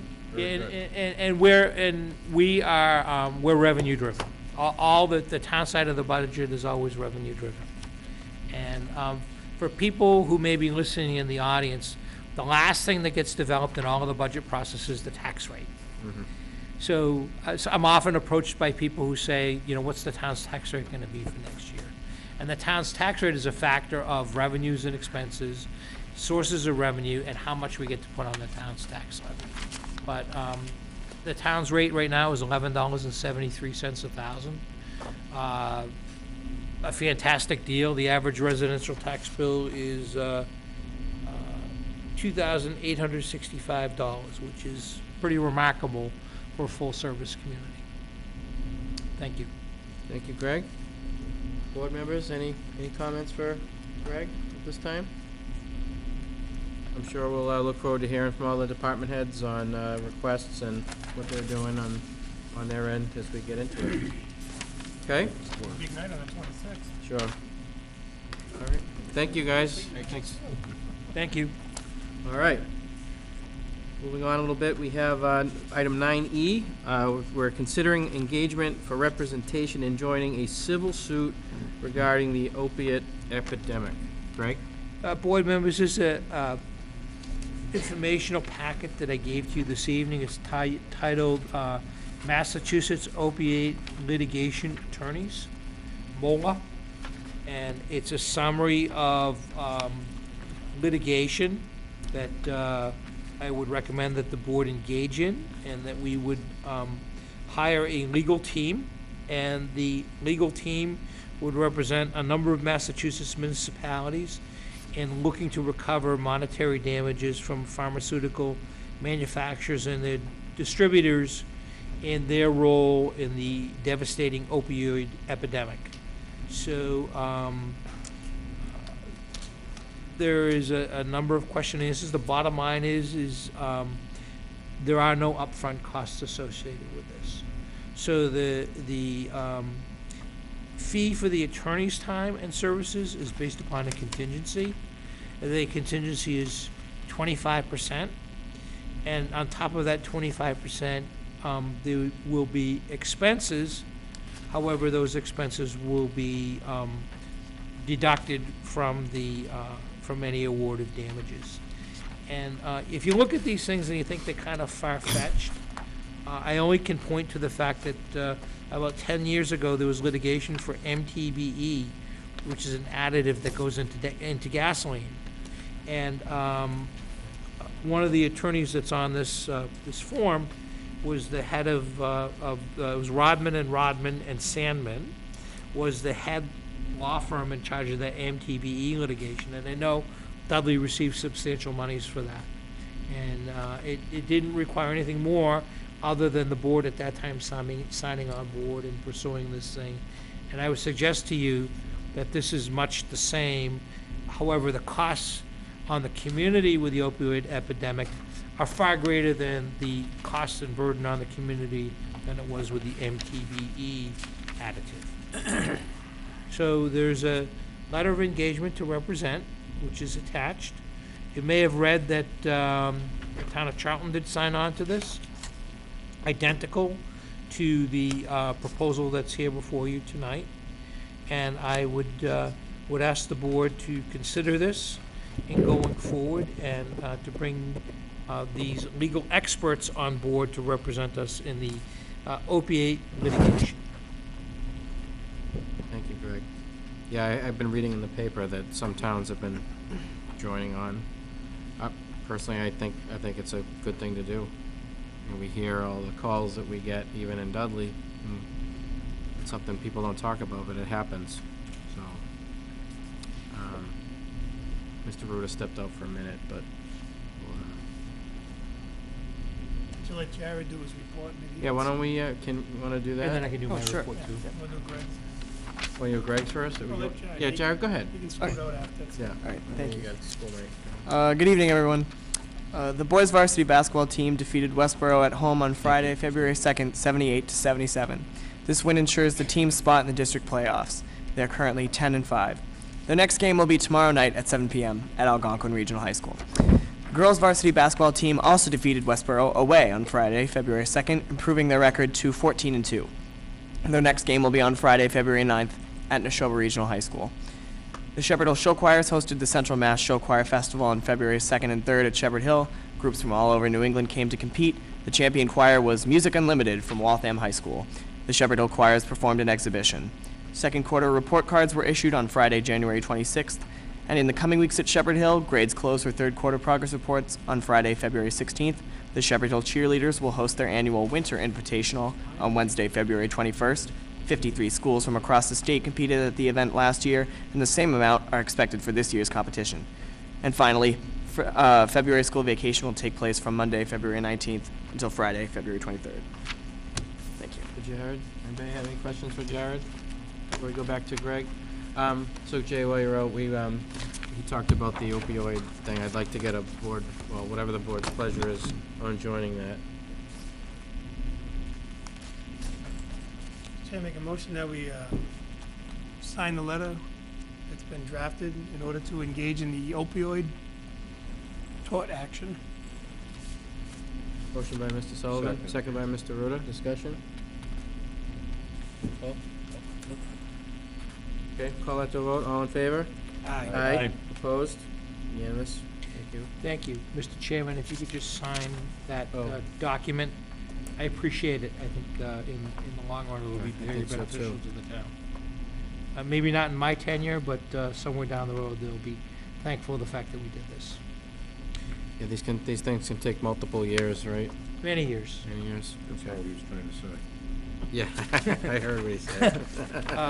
I want to talk about street lighting under my Uh, report. Streetlights. Yeah. Okay, Greg's, this is Greg's, we're going back to his, report. Okay. So, Streetlights. Remember we used to talk about streetlights all the time? We used to. Used to. if everyone could take one of these National Grid summaries and pass it on. Michelle, do you need one? Debbie, do you need one?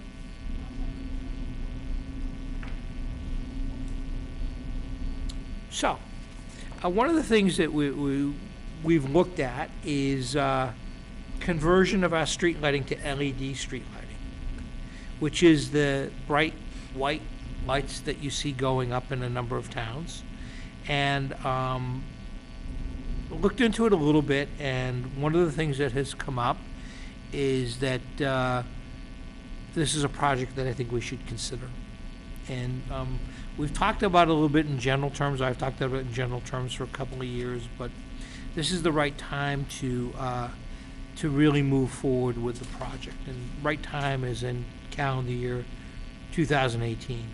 And so the summary that I've given you is was prepared by MAPC. MAPC is the Metropolitan Area Planning Commission, which is planning consortium out of the Boston area, and they've been charged by the state to run the LED street lighting retrofit program throughout Massachusetts. So I've been in touch with them, and they've done an analysis of our bills, and they've said that we have 613 streetlights in town that are all owned by the town of Dudley. So whoever made the decision to purchase the lights, that was a good decision. However, the cost of maintaining those lights has become a burden on the community. The old orange lights are difficult to maintain. They break down. There's not a week that doesn't go by that we don't hear from one of the selectmen or a resident who's concerned about a street light that's burned out or doesn't work in front of their home. So by going to LED street lighting, not only will we save in electrical costs, but we also will save in maintenance costs. So to replace all of our lights in totality, it would cost $190,075. So if you look at that sheet, it's the number that's right in the middle. What's that breakdown to per light? It's a good question, Paul. I can tell you exactly what it is. 190. 190,075 divided by 613. 3,000 and change. How much? $3,000. And change. Yeah, $310. 3,010 each? No. 310. 310. 310. 310? $310 per light. The really good thing about doing this project now is we would be entitled to grants and utility incentives totaling $71,517. So if you look at the sheet I handed out, you'll see a utility incentive of $30,165. And you'll see a grant of $41,352, meaning that the town's net cost is $118,557, or a payback of 4.6 years. So get a Would better. we do this through a debt exclusion? Yes, not a debt exclusion. What we'll do is I'll suggest that we, The solar money, capital I'll fund. suggest that, no, I'll suggest that we keep our budget exactly the way it is for street lighting. We don't touch it. Because what will happen is our costs will go down, and the decrease in those costs will pay for the cost of the bond issue. So we can self-finance it. So we can self-finance it. Oh, that's a We good don't have to incur any more, it doesn't cost us anything. So what are we paying now per year for this 613 lights? Oh, Paul, I don't I actually wanted to introduce this tonight. I don't need a decision this evening. Okay, you know what? I have an agreement that I'm gonna ask you to vote at the next meeting. I'll ask you some questions in the interim. Ask me some questions, but the neat idea is we can do this. The first step that we do want to take is we would hire a consultant to go out and do a streetlight audit. And so I've been in touch with a company that does this.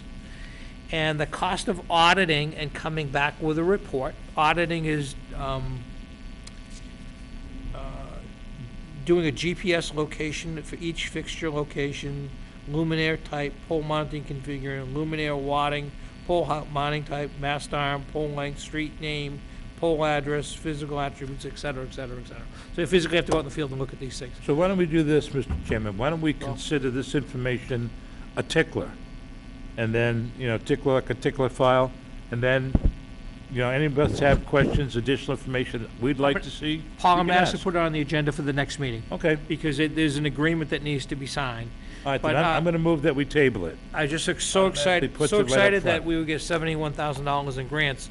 I couldn't resist myself. Yeah, that's bringing it good. to the That's board. a good well, reason. Especially if we can self-fund this, just I'm from going the to support savings. it on Michelle's behalf. Yeah. Oh, my God, yeah, that's one of the number one things I get is streetlights. So what's gonna end up happening is, once we decide to go in this direction, we're probably gonna back off in terms of doing a lot of streetlight work. Yeah, you are, Because because they're gonna be all new. Well, but what's the backlog of, do we have to wait for someone from Eastern Massachusetts to come out and install them, or do they pick people in the local So this will area? be a 2018 project, complete this year. All right, boom. I love that idea. All right, so as long as we get to Greg with Yep. questions for more information, like I'd like to know what the annual maintenance cost is on these. Yeah. And the electric, and the You gotta figure that into electricals, some savings. We'll drill down and come up with that number. Okay. All right, and that's then all the, for and my then the report. electrical savings too, right? I Yep. mean, that's huge. All There right, was a motion to table, motion by Mr. Joseph. no discussion? Anybody seconding said motion? Second. Second by Mr. Ruda. All in favor? Aye. Aye. Unanimous. It'll be back again. I will get you my questions in writing, Greg. All right, thanks, Paul. Okay, board members, you guys have any comments tonight? Nope. Before we move on? Mr. Chair, just that, we try to bring up things, and we missed, another one fell through the cracks about a month or two ago. Donnie Christina retired from the Housing Authority. I know he doesn't report to us per se, but those that have been around or that follow along, Mr. Christina needs little or no introduction. He was a selectman for many years. He was a founding member of that Housing Authority. I'm not sure exactly how many years he put in them up there as I the feel head badly maintenance about guy, that. but I would say 30 plus. And we wish him well. I happen to see him once in a while during the week, and he's putting his maintenance skills to use on some other buildings. He told me he's just bored. He's bored. I can see him saying that. Thanks for bringing that up. Yeah, So- thanks, Sal. I ran into him Fixing the doorknob recently, the other and day. where did- He's fixing a lock the other day at the Legion. yeah, he's he watches and with interest on what happens He here. does. so He still stays up on everything. He's a good man. When I Okay. first got elected, he said, "Don't- keep it simple." And Tony was on the board at the time, and he looked at Tony D. and I said, "Tony, remember the days, me and you?" I forget who the third one was, maybe Bernie Wheelock. We'd have the meeting, we'd go to the Colonial Club after, and then we'd straighten everything out. The good old days. That was when there was three. Yeah. Three members. Yeah. Okay. That's how long ago it was. Yeah. Wow. Good. Okay. Anything? Nope. Paul, anything? Nope. I have nothing as well. Departments, Steve, you have any updates?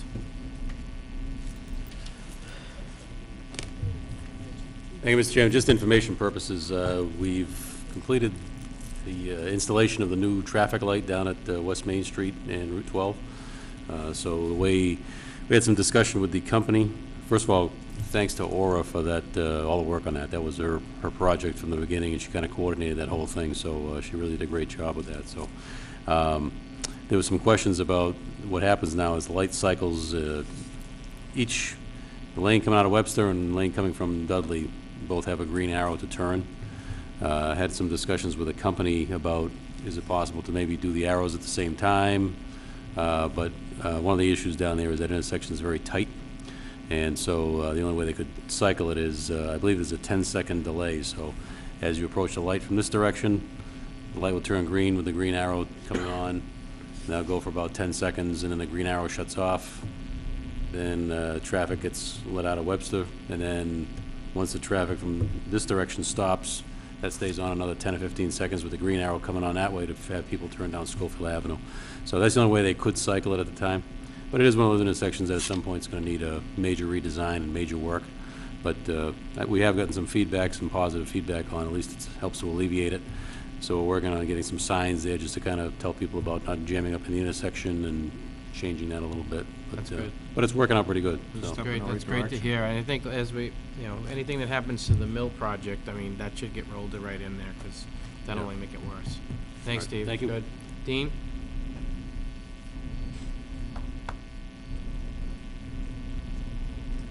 I actually have a few things tonight. Okay. Friday, I submitted this cycle's assistance to firefighters grants, and it closed today in the amount of $280,000 and $280,082 for air packs, which I've submitted in the past, and Yeah. the one I haven't been successful on. Hopefully this time we will be. That's a 95-5 grant. In other words, they cover 95%, so the town's obligation would be $13,337. How many air packs?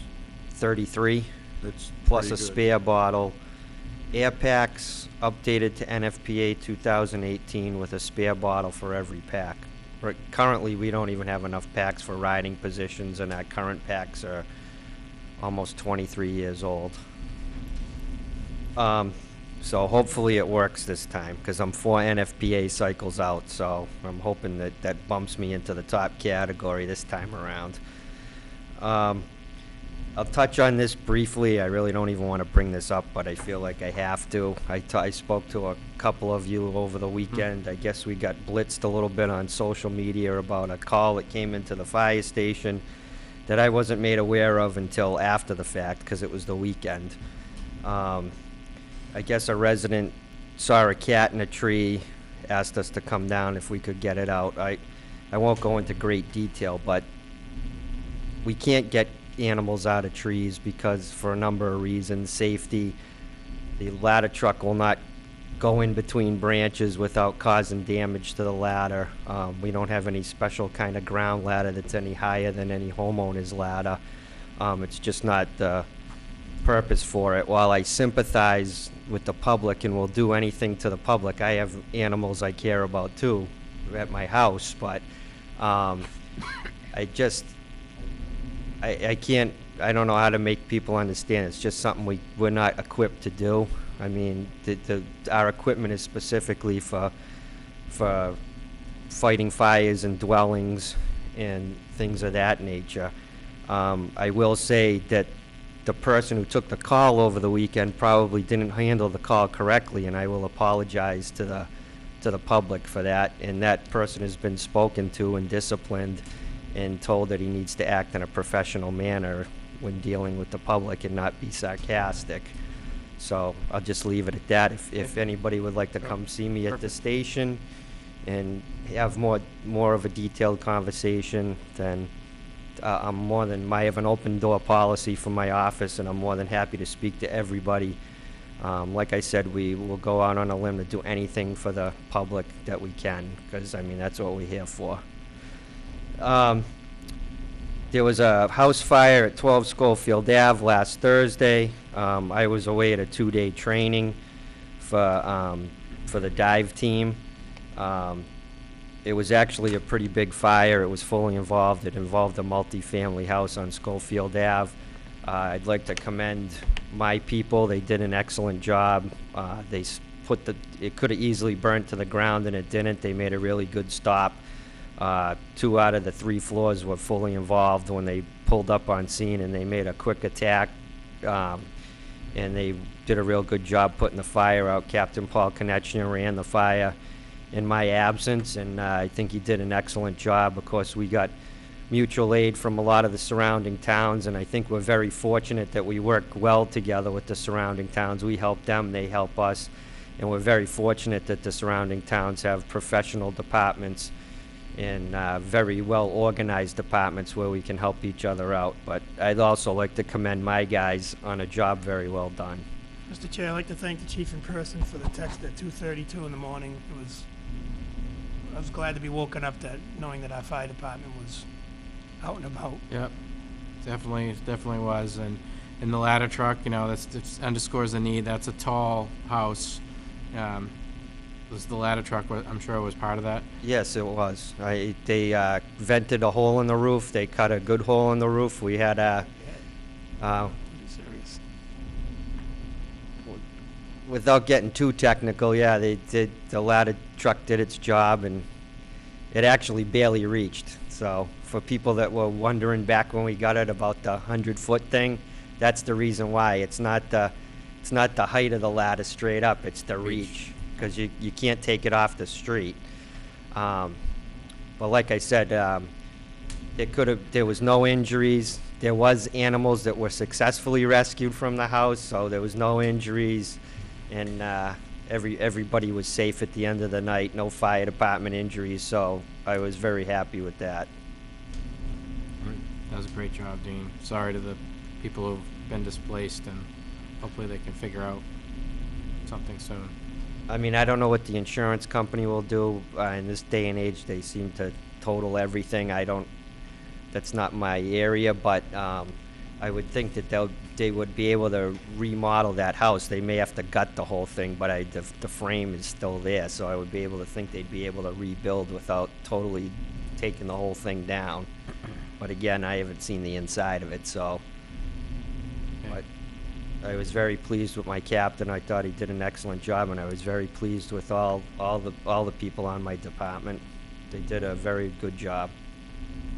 It's awesome, Dean. Thanks, man. Thanks for those Chief. updates. Danny? And Danny? Nothing tonight, Mr. Chairman. Nothing? Okay. Okay, so we're supposed to go into executive session, but the reason for the executive session, we'd like to do that in public, so how best to do that, Mr. Parliamentarian? You don't have to, just continue it. Agenda item. Okay. Have 14. Have Gary come on up. Okay, and I'm gonna dial in. Can I borrow one of your phones? If you're going to call him. You've made the announcement Yep. that normally it was to be an executive Yes. session, but we're not going to convene into executive session at the request of Attorney Brackett, Okay. who would like to have it discussed in open and public session. Is that correct? Yes, Mr. Mr. Brackett? Chairman. That's correct, Mr. Thank you. Chairman. Yes, okay. Thank you, Gary. We're gonna dial in Mr. Siganevich. Every day you guys get me at 8 o'clock at Key West. Thank you for being patient and waiting. Yes, thank you. Key West. Thank you, Mr. Chairman, and board for being patient and allowing me to speak. I just have a couple of topics that I'll refer to. I would be calling. Thank you. Thank you, Gary. There you go. We're calling Carrie, okay? Hold on. Carrie? Okay. Carrie, I got the microphone up to the speaker. Okay, thank you. Okay, maybe. Okay, fine, thank you, guys. You know.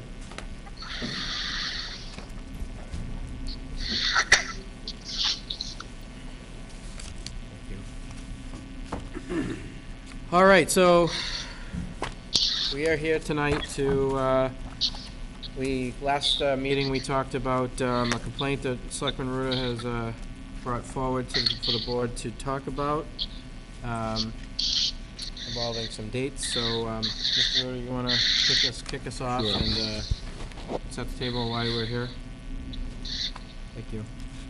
So, we've already talked about this a few times. I wanted to give Gary the opportunity to come in, which is why we stopped talking about it at the last meeting. Get more specifics. I think we have some of the answers that we've been looking for. To summarize, on November 13th, I brought my concerns about a discrepancy in dates that were given to me, Mr. Joseph, you, Mr. Chairman, and Mr. Valiakonis in executive session. I brought these concerns to the entire Board of Selectmen during a regular meeting, as it was a discrepancy that impacted and concerned the entire Board of Selectmen. My intent then was to try to reconcile the discrepancy in the dates given by Mr. Brackett in that executive session meeting of September 25th. And as soon as I learned in emails leading up to the meeting, I was concerned about the dates, but hoped that Mr. Valiakonis would be able to help me find a reasonable explanation for the discrepancies. On November 20th, the town administrator advised me that he anticipated a reply to his inquiries from Mr. Brackett by November 27th. On November 27th, at the town administrator's request, Michelle advised me that Gary will not be providing documents as requested as his secretary was on vacation. On December 15th, Mr. Valiakonis sent another request to Mr. Brackett for information. Mr. Brackett then responded to the inquiry and provided the documents that confirmed the discrepancy in the dates. On December 22nd, Mr. Brackett confirmed in an email to me that he did not file the motion for reconsideration on or before September 25th, as he stated that he had done in executive session on September 25th. My concern over this matter was now elevated because a vote to authorize town council to file a motion to reconsider on the failed Rule 11 motion was not taken by the board based entirely on the belief that Mr. Brackett had already filed the motion. Almost done, Mr. Chairman.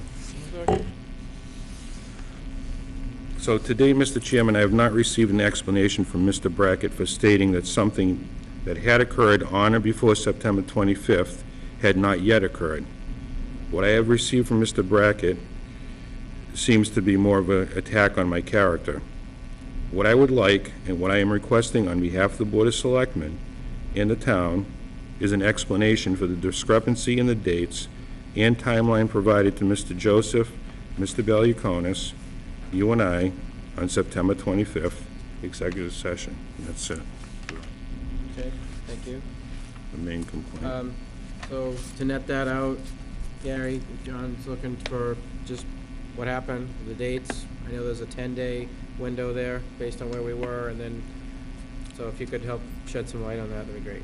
Well, Mr. Chairman, I'll start my comments. First, the reason I requested that this be done in open public session is since Mr. Ruda's letter to the Selectmen dated November 13th was revealed at a public meeting of the Board of Selectmen on the 22nd of January. I had previously requested of Mr. Valiakonis, and I think he'll confirm this, that when I asked whether or not the matter was going to be on the agenda for December 18th, 2017, he indicated it was not, but I asked if I would be able to be present when the matter came up for discussion. And I'll also, at the beginning, Mr. Chairman, repeat a statement I included in my December 22nd email to Mr. Ruda. In closing, I respectfully request that you give me a call at your convenience anytime next week, December 26th through December 29th, to discuss your questions concerning this matter. If I've offended you or the Board of Selectmen, or if I've done something wrong in this process, I'm more than willing to apologize and help us get back to a constructive working relationship for the citizens of Dudley. Mr. Chairman, I extended that offer on my email of December 22nd in the hope of being able to try to address and resolve Mr. Ruda's concerns. And when he says I'm attacking his character, I'm not doing that at all. I didn't receive a response to that December 22nd email. That's included in the packet. I'll go through that with you in a moment. Mr. Chairman, it's kind of ironic. Today's February 5th, 2018. The first public hearing before the zoning board was just about 2 years ago, February 4th, 2016. I attended the meetings before the zoning board. I attended the meetings of the Board of Health. I attended the meetings of the Board of Selectmen, and I spoke with the town administrator on a regular basis. Specifically, Mr. Chairman, with the events leading up to September 25th. For all the years I've been practicing, I've always understood that a motion for reconsideration had to be filed within 10 days. Rule 59 of the Mass Rules of Civil Procedure provides motion for new trial, a motion to alter amended judgment has to be filed within 10 days. I have always filed a motion for reconsideration within a 10-day period because the issue of the order that we're asking for reconsideration is still fresh in the minds of the judge who may have made that decision. In some cases, those motions for reconsideration are reviewed and actually approved, or a judgment's been modified. In some cases, the judge may, I think as you mentioned, Mr. Chairman, during that meeting, as a practical matter, I'm asking a judge to admit he made a mistake of fact or a mistake of law. And the whole idea of filing the motion for reconsideration, and I'll get to that particular details in a couple of moments, was because I truly felt that this judge had made a mistake of law and several mistakes of fact. I had spent the weekend before the meeting on September 25th reviewing the file. And as you know, Mr. Chairman, I offered to file the original motion for sanctions without any cost to the town. I did it on my own time. I prepared, when I saw the judge's decision denying the motion for sanctions, and I noticed that there were several facts of errors in fact and errors of law, then I began preparing the motion to reconsider. Because, Mr. Chairman, the motion for sanctions was approved in executive session by the Board of Selectmen. And I was assuming that if I could point out to the board that there are errors of fact and errors of law, something as simple as the judge concluding that Mr. Burlingame's decision on January 7th, 2016 was oral. In fact, it was written. And a party has 30 days to appeal a written decision, which wasn't done by the Islamic Society. Something as basic as that is important in the concept of administrative law and judicial review of zoning decisions. I thought it was so important, I went ahead and did all the work on the motion for reconsideration. And I was working on the assumption it had to be filed within 10 days. And I was wrong, Mr. Chairman. And I apologize to you and Mr. Ruda and Mr. Joseph tonight and Mr. Beliconis, all of whom were present during that meeting, because I was wrong as to the requirement.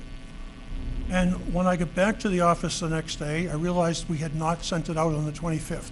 The judge's decision was the 14th. We received it on the 15th. The 10 days would have been the 25th. We didn't meet until the evening of the 25th. I take responsibility for the fact it wasn't mailed out. I then realized when I took another look at Rule 9 of the Land Court that the 10-day requirement didn't apply to the Land Court motion for reconsideration. And during the course of that evening, Mr. Chairman, I think we had a spirited discussion about why I felt the motion for reconsideration was important for the town's interests. And if I can just spend a couple of moments highlighting some of those points, Mr. Chairman, I've given you all a copy of the motion for reconsideration I prepared that weekend and Monday the 24th. And without going through all of it, Mr. Chairman, if I can just point out on page number 8, Okay. numbered page 8 at the bottom.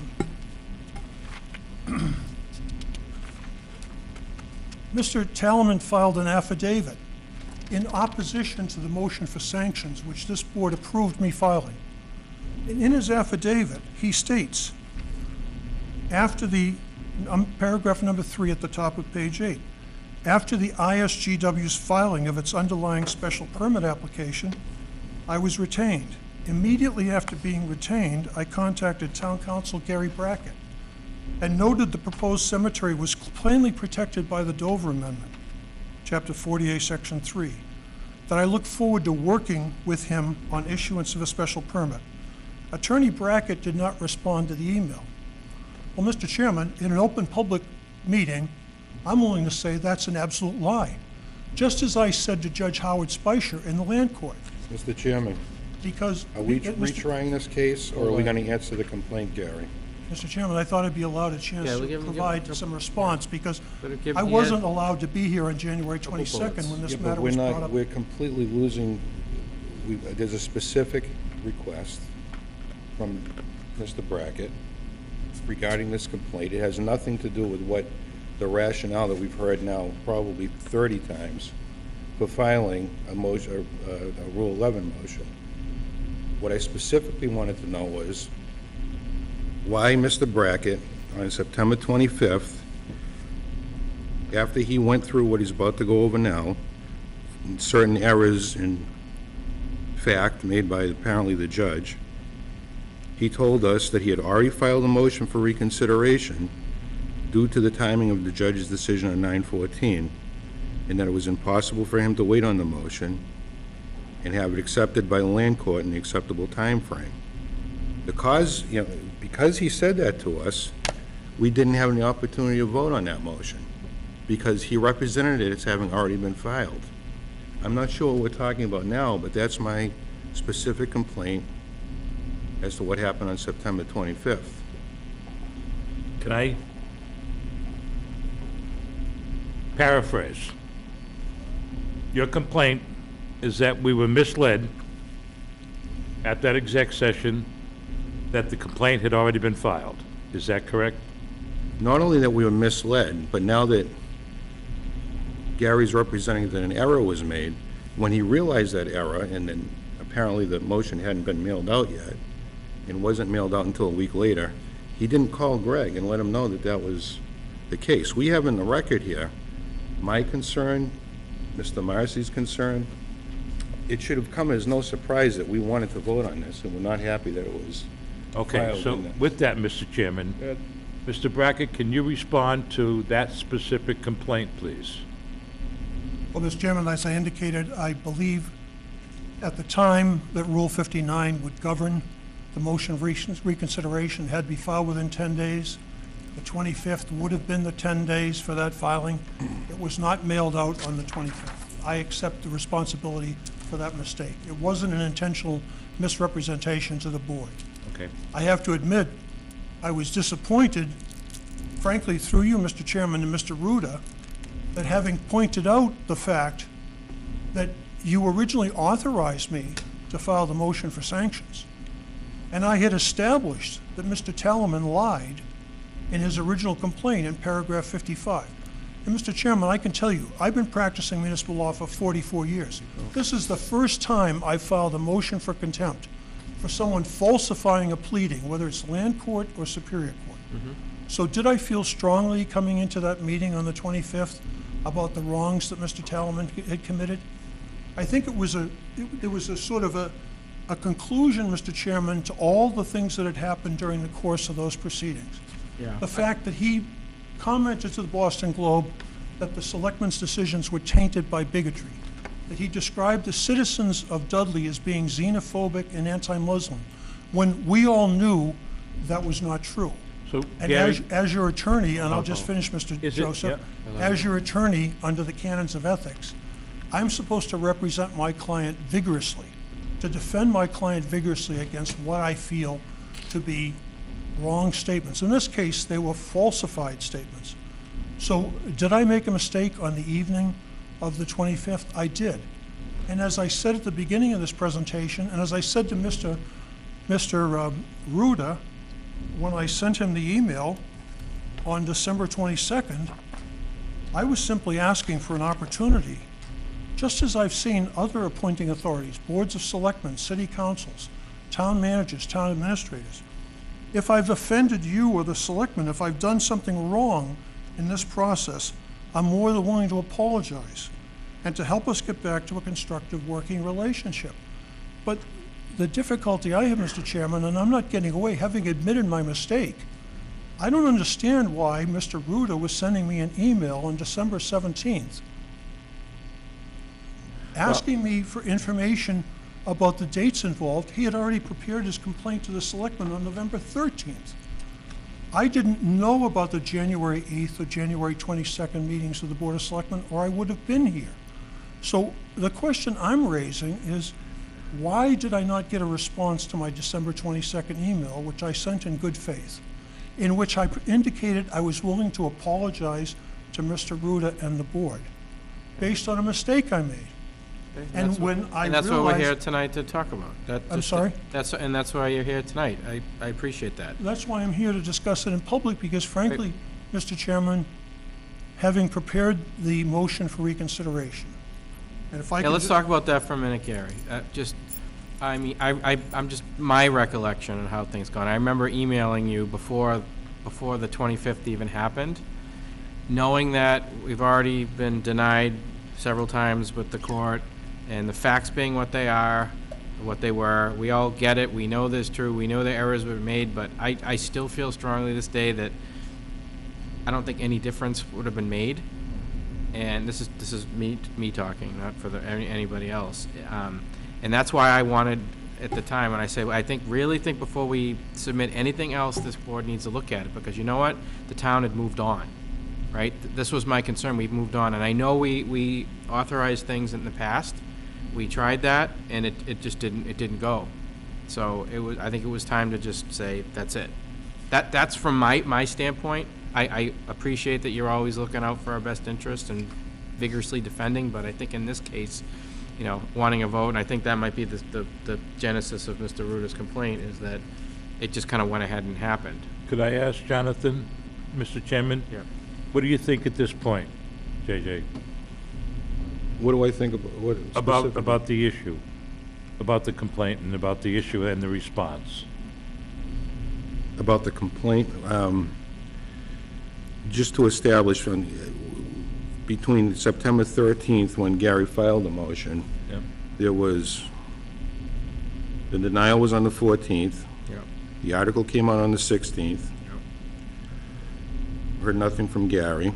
On the 18th, Greg reached out to Gary and asked if he was available to meet with us in executive session to discuss the most recent land court decision. September 18th, Gary responded that he's planning to file a motion for reconsideration to address factual and legal errors. September 19th, Greg responds, asking for a written summary of the issues associated with the motion. Please provide the document prior to the board meeting, as they would like to see what the errors are in the land court decision. In other words, slow your roll. Greg then asked, are you also undertaking an appeal separate from the Board of Selectmen? I am unclear from your message whether you plan to commence an appeal without the Board of Selectmen first agreeing to do so. The board is not acting on any decision to appeal or not until their meeting on September 25th. Gary's response is, what I am proposing to do at this point is to file a motion to reconsideration to the same judge who rendered the decision. I want to point out obvious factual errors in his decision. He also said, I am not proposing an appeal at this time. I will only do so after conferring with you and Selectmen and getting approval. September 26th, Mr. Chairman, you just mentioned that you send Gary an email. One thing that I noticed from your last email, Gary, you said you were going to file a motion for reconsideration on Monday, which is before our meeting on Monday night, which is September 25th. I would like the board to discuss and vote on this before it happens. Can we do that? September 22nd, Gary's response. John, thanks for your response. I need to file the motion for reconsideration within 10 days of 9/14, which is Monday, the date of the meeting. I am trying to correct two significant errors that I described in my memo. We have 30 days from 9/14 to file an appeal, which I will discuss with the board on Monday night. As I told Greg, please be assured I will not be filing an appeal unless the board authorizes me to do so. So what he's saying is, I have a 10-day window. I'm going to file it before you have a chance to meet on Monday night, despite the fact that you've asked me not to, okay? September 25th, we meet in executive session. He further stated he'd already filed the motion. Impossible for him to wait on the motion. Mr. Ruda said we would have liked the Board of Selectmen to vote on the motion for reconsideration prior to it having been filed. Mr. Brackett then noted to me that the motion for reconsideration was not an appeal, and no vote was taken based on that information. October 10th, an article titled "Dudley Loses Final Bid to Sanction Lawyer for Exonerating Society" comes out, and here we are. So, for me to believe that this was an error on Gary's part is a real stretch, because we did everything but handcuff him to prevent him from Are doing you it. saying you think it was an intention, it was done intentionally? I think that he knew the votes weren't there and he filed the motion. That's what I think. Do you think it was intentional? Yep, to prevent us from voting against filing it. Okay. Gary, what do you have to say to that? Well, Mr. Chairman, it's kind of ironic that, given the fact that I was representing to the board, as I was to John Davis from the insurance company, right on up until September 6th of 2016, when we had our case management conference before Judge Spicer, I was pointing out to John Davis that the allegation in paragraph 55 was a complete fabrication, and that as a result, the whole issue of Dover Amendment was not properly before the land court. I asked Attorney Davis, since he was apparently serving as lead counsel, because apparently his insurance carrier had a bad experience with a case in Framingham, the SCIT case involving Framingham, that his carrier was being very cautious. He was involved in a land use appeal. There was no claim for money damages in our case. Normally, the only time insurance counsel gets in is if there's a claim for civil rights damages or dollar damages or whatever. This was a straightforward zoning appeal. I said to Mr. Davis, this is a misrepresentation of fact. We need to file a motion to dismiss. I raised that issue several times in executive sessions. In the first weekend of November, Mr. Chairman, you should know, and the members of the public should know, since all these minutes are available for public review, Mr. Davis told me he would have a draft of a motion for summary judgment. We could have sought to dismiss 6 of the 7 counts. The only count that wouldn't have been addressed in our motion was the one against Grace Meninsky. I got back from a family wedding out of state looking for the motion, never received it. I said to Mr. Davis, could you please tell me why we're not filing a motion for summary judgment on these 6 counts?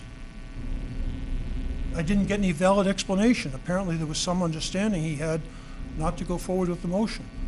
I stressed that point in executive sessions many times. The end result of not filing the motion, Mr. Chairman, is we had 25 people go through interviews in December from the Department of Justice because those 6 counts were still standing when they should have been knocked out. So my frustration level in this case, I'll admit, my wife told me many times to tone it down. And I've been married to her for 37 years. She thought I was getting wrapped up in this case. Well, the reason I got wrapped up in this case, Mr. Chairman, is the misrepresentations to the press and to the court by Attorney Talaman had a cumulative effect. And then when it got to his opposition to the motion for sanctions, he made a statement in response to Attorney Brackett's motion for sanctions.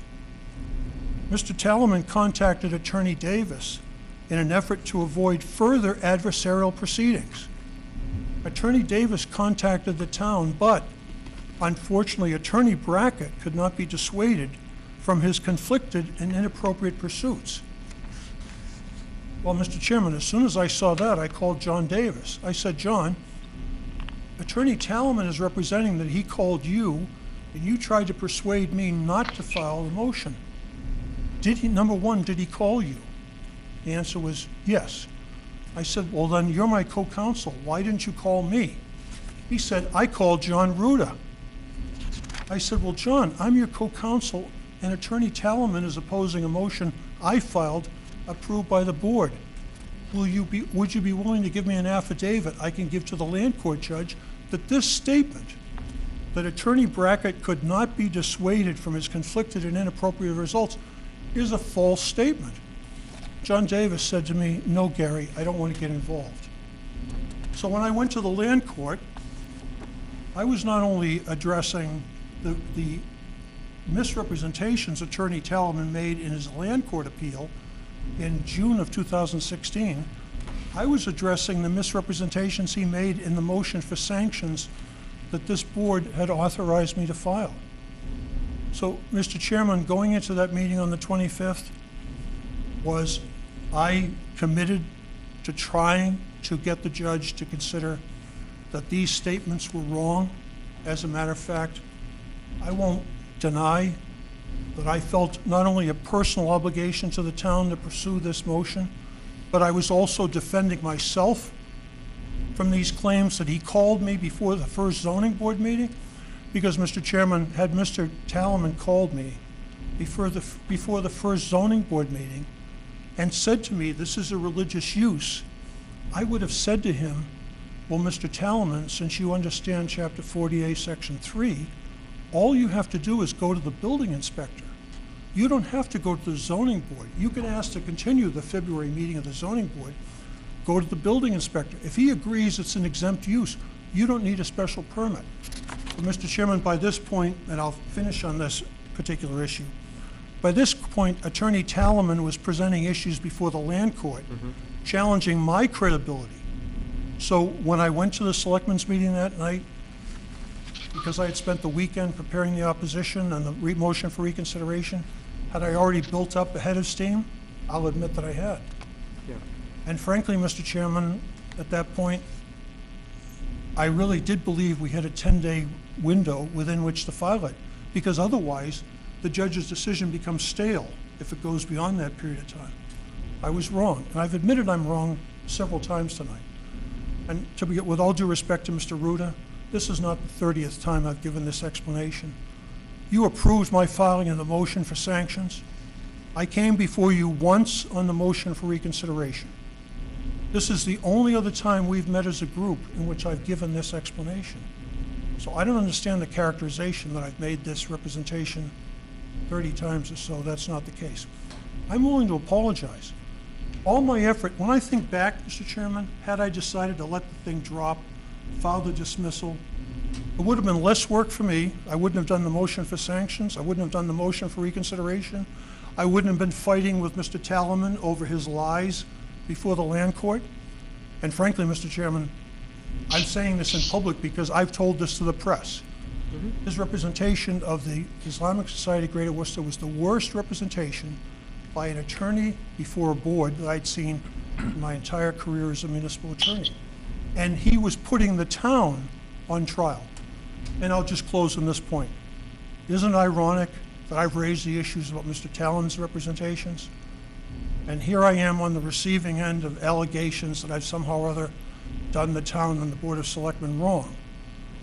And I guess through you, I'd just simply like to ask a question to Mr. Ruda. Since he decided to make this statement public before allowing me the chance to address it in executive session, what was his reason why he wouldn't allow the motion for reconsideration? If I raised issues that Mr. Talaman was lying about the town and lying about me, when do we band together shoulder to shoulder as a team challenging these factual misrepresentations? For the life of me, I couldn't understand the opposition. Well, well, I'll let Jonathan talk next, but what I just said a little while ago was that, you know, it was over. People have moved on. Even though we know we're right, it doesn't matter, right? Because this is a political issue, it continues to be a political issue, and nobody wanted to touch it. So one of those things that we had to learn our lesson, you know, we were a social justice experiment, and it's time to move on.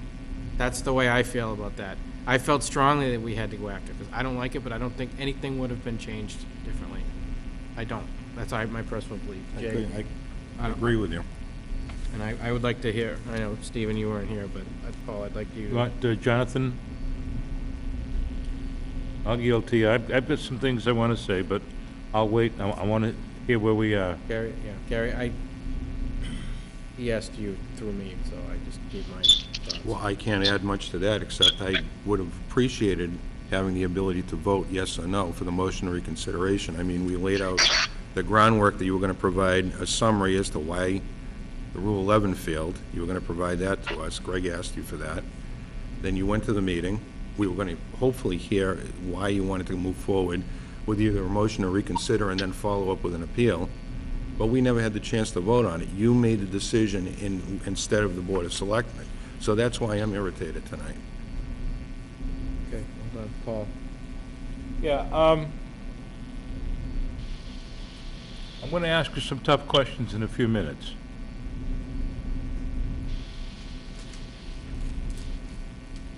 The judge, in denying our Rule 11 request,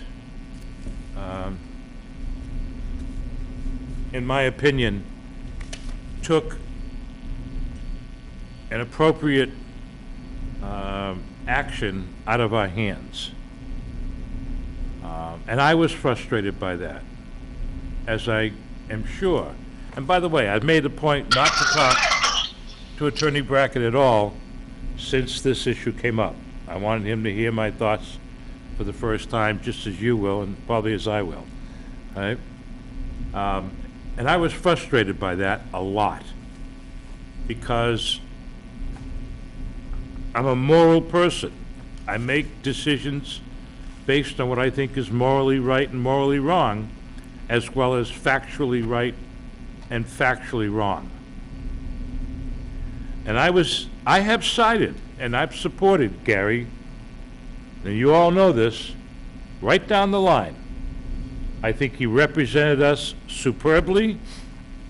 I think that he had a tough time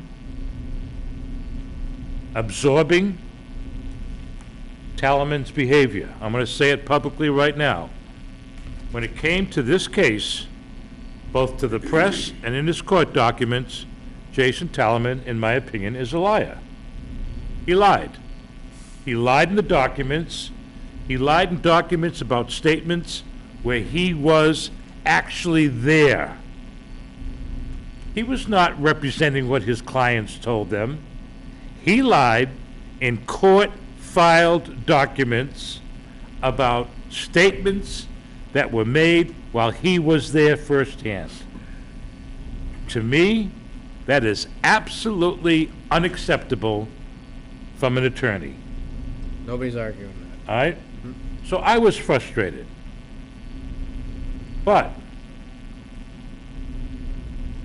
the court ruled. We could have gone after it with an appeal or reconsideration. I would have voted to do it because of that immoral, or what I think was immoral behavior. But I, as you know, yielded to the group's opinion and didn't take any further action. So now, with that as a background, and you knowing that I have and share the same level of frustration with how this whole thing was conducted, how he caused money to be spent by DOJ, et cetera, ACLU, et cetera, through false accusations, all right? We all share that. But with me, it's not personal, it's moral. I understood, and I understand now, what I believe Attorney Brackett's behavior, what his motivation was. So I got to ask you some tough questions, knowing that I have supported him all the way along. As did we, because we Right. voted to do all that Yep. stuff up to that point. Had you or did you intend, no, first let me ask you, is the 10-day period 10 calendar days or 10 business days? I was taking, Mr. Chairman, the 10 days from receipt, and my recollection is we received it, the judgment was issued on the 14th, we received it on the 15th. So I was taking 10 days from receipt. So you thought the deadline was what date? As I recall, Mr. Chairman, I don't have all the documents okay. with you. I thought the deadline was the 25th. All right, let me remind you that John is the chairman, so let me ask for a little bit of leeway, Go ahead. Mr. Chairman. Go ahead.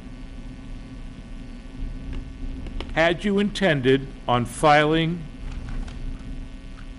the request for reconsideration prior to or by the 24th? Had I intended to file it? Yep. That was my plan, yes, to Okay. file it and make sure it was done safely within the time frame. Okay, involved. did you believe, and I'm asking you straight up, and I know you'll tell us the right, when I say right, the honest answers. You intended to file it by the 24th. did you believe that you had already had authorization to file the complaint, the Rule 11 complaint, but not yet the request to apply for reconsideration? Yes, I think the original motion for sanctions, Mr. Chairman, was approved by the board in executive session. Okay, now I'm going to ask Filed it. that, was denied, and then the issue was, and I had not received prior approval for the motion for reconsideration, but I had clearly indicated to Mr. Beliconis I was not planning filing any appeal. An appeal takes a year to 2 years Okay. for involvement, so the reconsideration was I wanted just to clear that up, because that was bothering me also. Okay. All right? As to why. Now my question is, and I'm going to ask you, this is the toughest one. Like me, and my anger towards the denial of any action on Talaman's behavior, like me, is it possible that your actions on the Rule 11 and refiling, the original filing and the request for reconsideration, is it possible that your displeasure over the way it's handled and the fact that we might not be able to bring him to what was seen as justice, could that have motivated you or played a role in the decision you did and when you finally got the request for reconsideration in?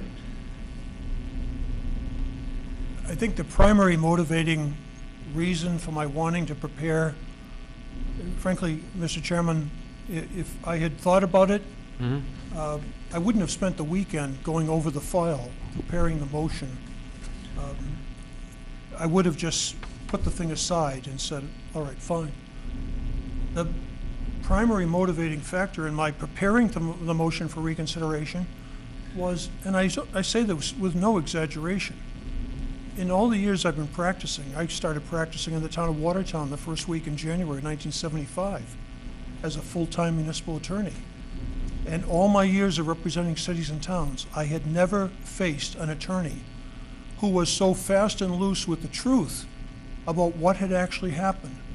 The question of exhausting administrative remedies is such a core issue in administrative law.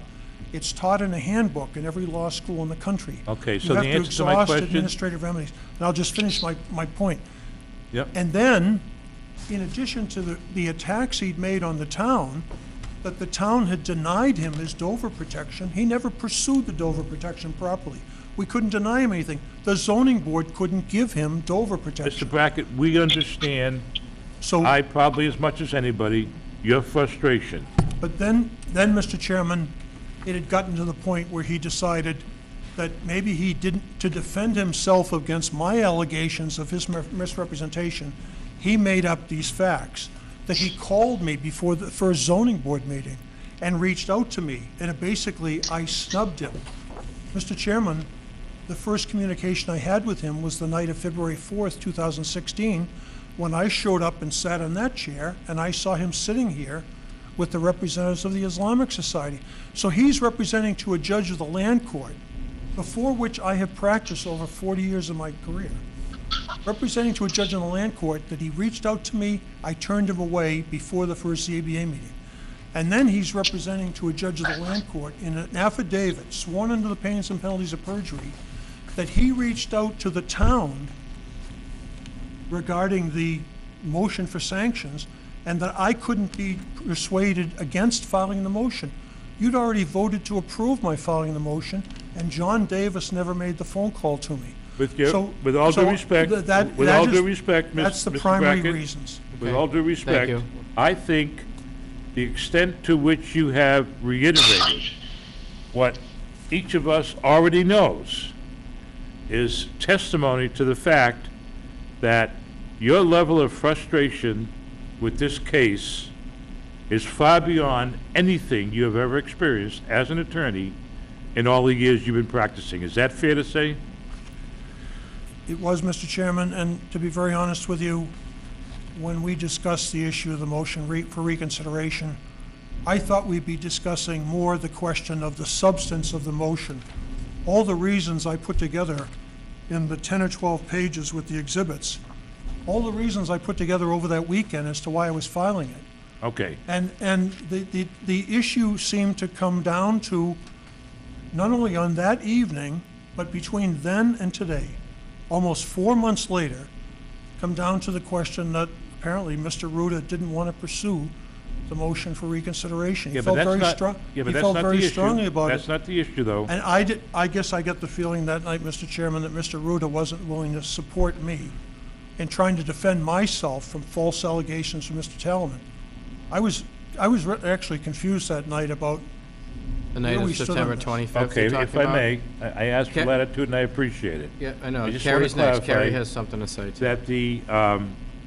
That the answer to my question as to whether or not this is probably one of the most frustrating professional encounters you've ever had in all of your years as an attorney, I'm going to assume, and just let me know if this is true, that the answer is yes. The simple answer is yes, Mr. Chairman. Okay. What was the original question, Mr. Marcy? Original question is it true, and I'm trying to think of motivation, is it true that the tactics of Attorney Talaman and the denial and all of the ordeals which have really taken a toll on even Greg, all right?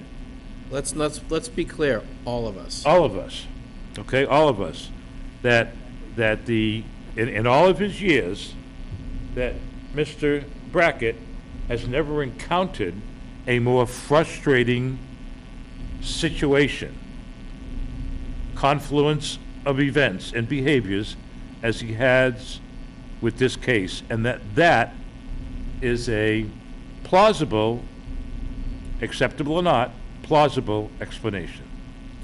That's what I'm trying to establish. Does that make sense? Right, and he said yes. Yeah. All right, Carrie texted. He says he wanted to weigh in. Thank you very much, Mr. Chairman. I apologize I couldn't be there this evening. Okay. As I'm listening to this, I'm hearing a lot of emotion. I'm hearing words like frustration and anger and people wronging people. I'm not sure if pursuing anger and frustration is in the best interest of the town of Dudley. Would have liked the chance to weigh in on this before it was written.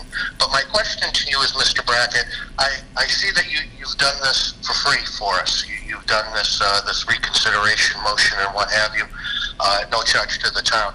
I have to ask, why is that? Because again, I'm hearing a lot of emotion, and I just don't want the town to be used as a vehicle for someone's personal, I don't want, vendetta might be a strong word, but maybe it isn't. I just want to know why you agreed to do this for free. Thank you. Through you, Mr. Chairman, the reason I agreed to do this at no cost to the town was I felt so strongly about the wrongs that have been committed to the town. Well before the appeal filed in the land court, well before the misrepresentation, paragraph 55. That's a matter of law. When an attorney says he's exhausted his administrative remedies regarding the Dover Amendment before turning to the land court, well, Mr. Chairman, I look to Exhibit A, simple matter. Exhibit A on the motion for reconsideration. That was the letter of Mr. Burlingame on January 7th. That was a written decision that they required a special permit. They have 30 days to appeal that. No appeal was taken. And through you, in response to the question, when the allegation was made in the land court suit, I turned to Attorney Davis and I said, that is wrong, and that count on the Dover Amendment should be tossed out. He has to go back to square one, the same way I told him at the March 2016 meeting. If you're alleging Dover protection, you have to go back to the building inspector. I told him that in the zoning board meeting. He refused to go back. And then 4 months later, he alleges he exhausted his administrative remedies. So the answer to the question is, this was such a unique situation. Mr. Talaman knows land use law. His partner at the time, Mark Bobrowski, wrote the handbook of land use and planning law in Massachusetts. He was a professor at New England Law School. I'll be on my deathbed being able to say that. So all Mr. Talaman had to do was turn to a member of his own law firm and say, how do I present a Dover protection case? In addition to the misrepresentation, the misrepresentations, as I mentioned in my earlier statements, his statement to the Boston Globe that the selectmen's decisions were, quote, tainted by bigotry. I remember that today. I remember talking to, I believe it was Jerry Russell at the Boston Globe. When I saw that, I said that statement is completely unfounded. The selectmen, the zoning board are the ones that are considering this. The selectmen don't even have a role. All they're deciding is whether to buy the property under Chapter 61A. So their decisions aren't tainted by bigotry. They're trying to find out if there's a public purpose to buy this 55 acres. So alleging the selectmen's decisions are tainted by bigotry was over the top. Alleging the citizens of Dudley, because of one or two misplaced comments, were as a group xenophobic and anti-Muslim was completely unfounded. And I was getting calls from reporters from the Wall Street Journal, the Washington Post. I even got a call one day from the Daily Show with Trevor Noah, asking about whether or not Dudley was truly anti-Muslim. In addition to WGBH, WBUR, Channel 2. I even spoke to Jim Browdy one time on Channel 2 on Greater Boston Show about the issue. And I said, if you want to have a public discussion about this, please let me know. I'm sure the town administrator and I would be happy to come on the show. So the reason I did it for no cost to the town at that level was, Mr. Chairman, you may recall that after 16 months of back and forth, first 16 acres, then 12 acres, then 5 acres agreed to with the neighbors, but then Mr. Talman didn't want to go forward with that, so then he filed an appeal. Then he wanted 6 acres now and 6 acres in 10 years. And you know, Mr. Chairman, at the end of 16 months, where did they end up going?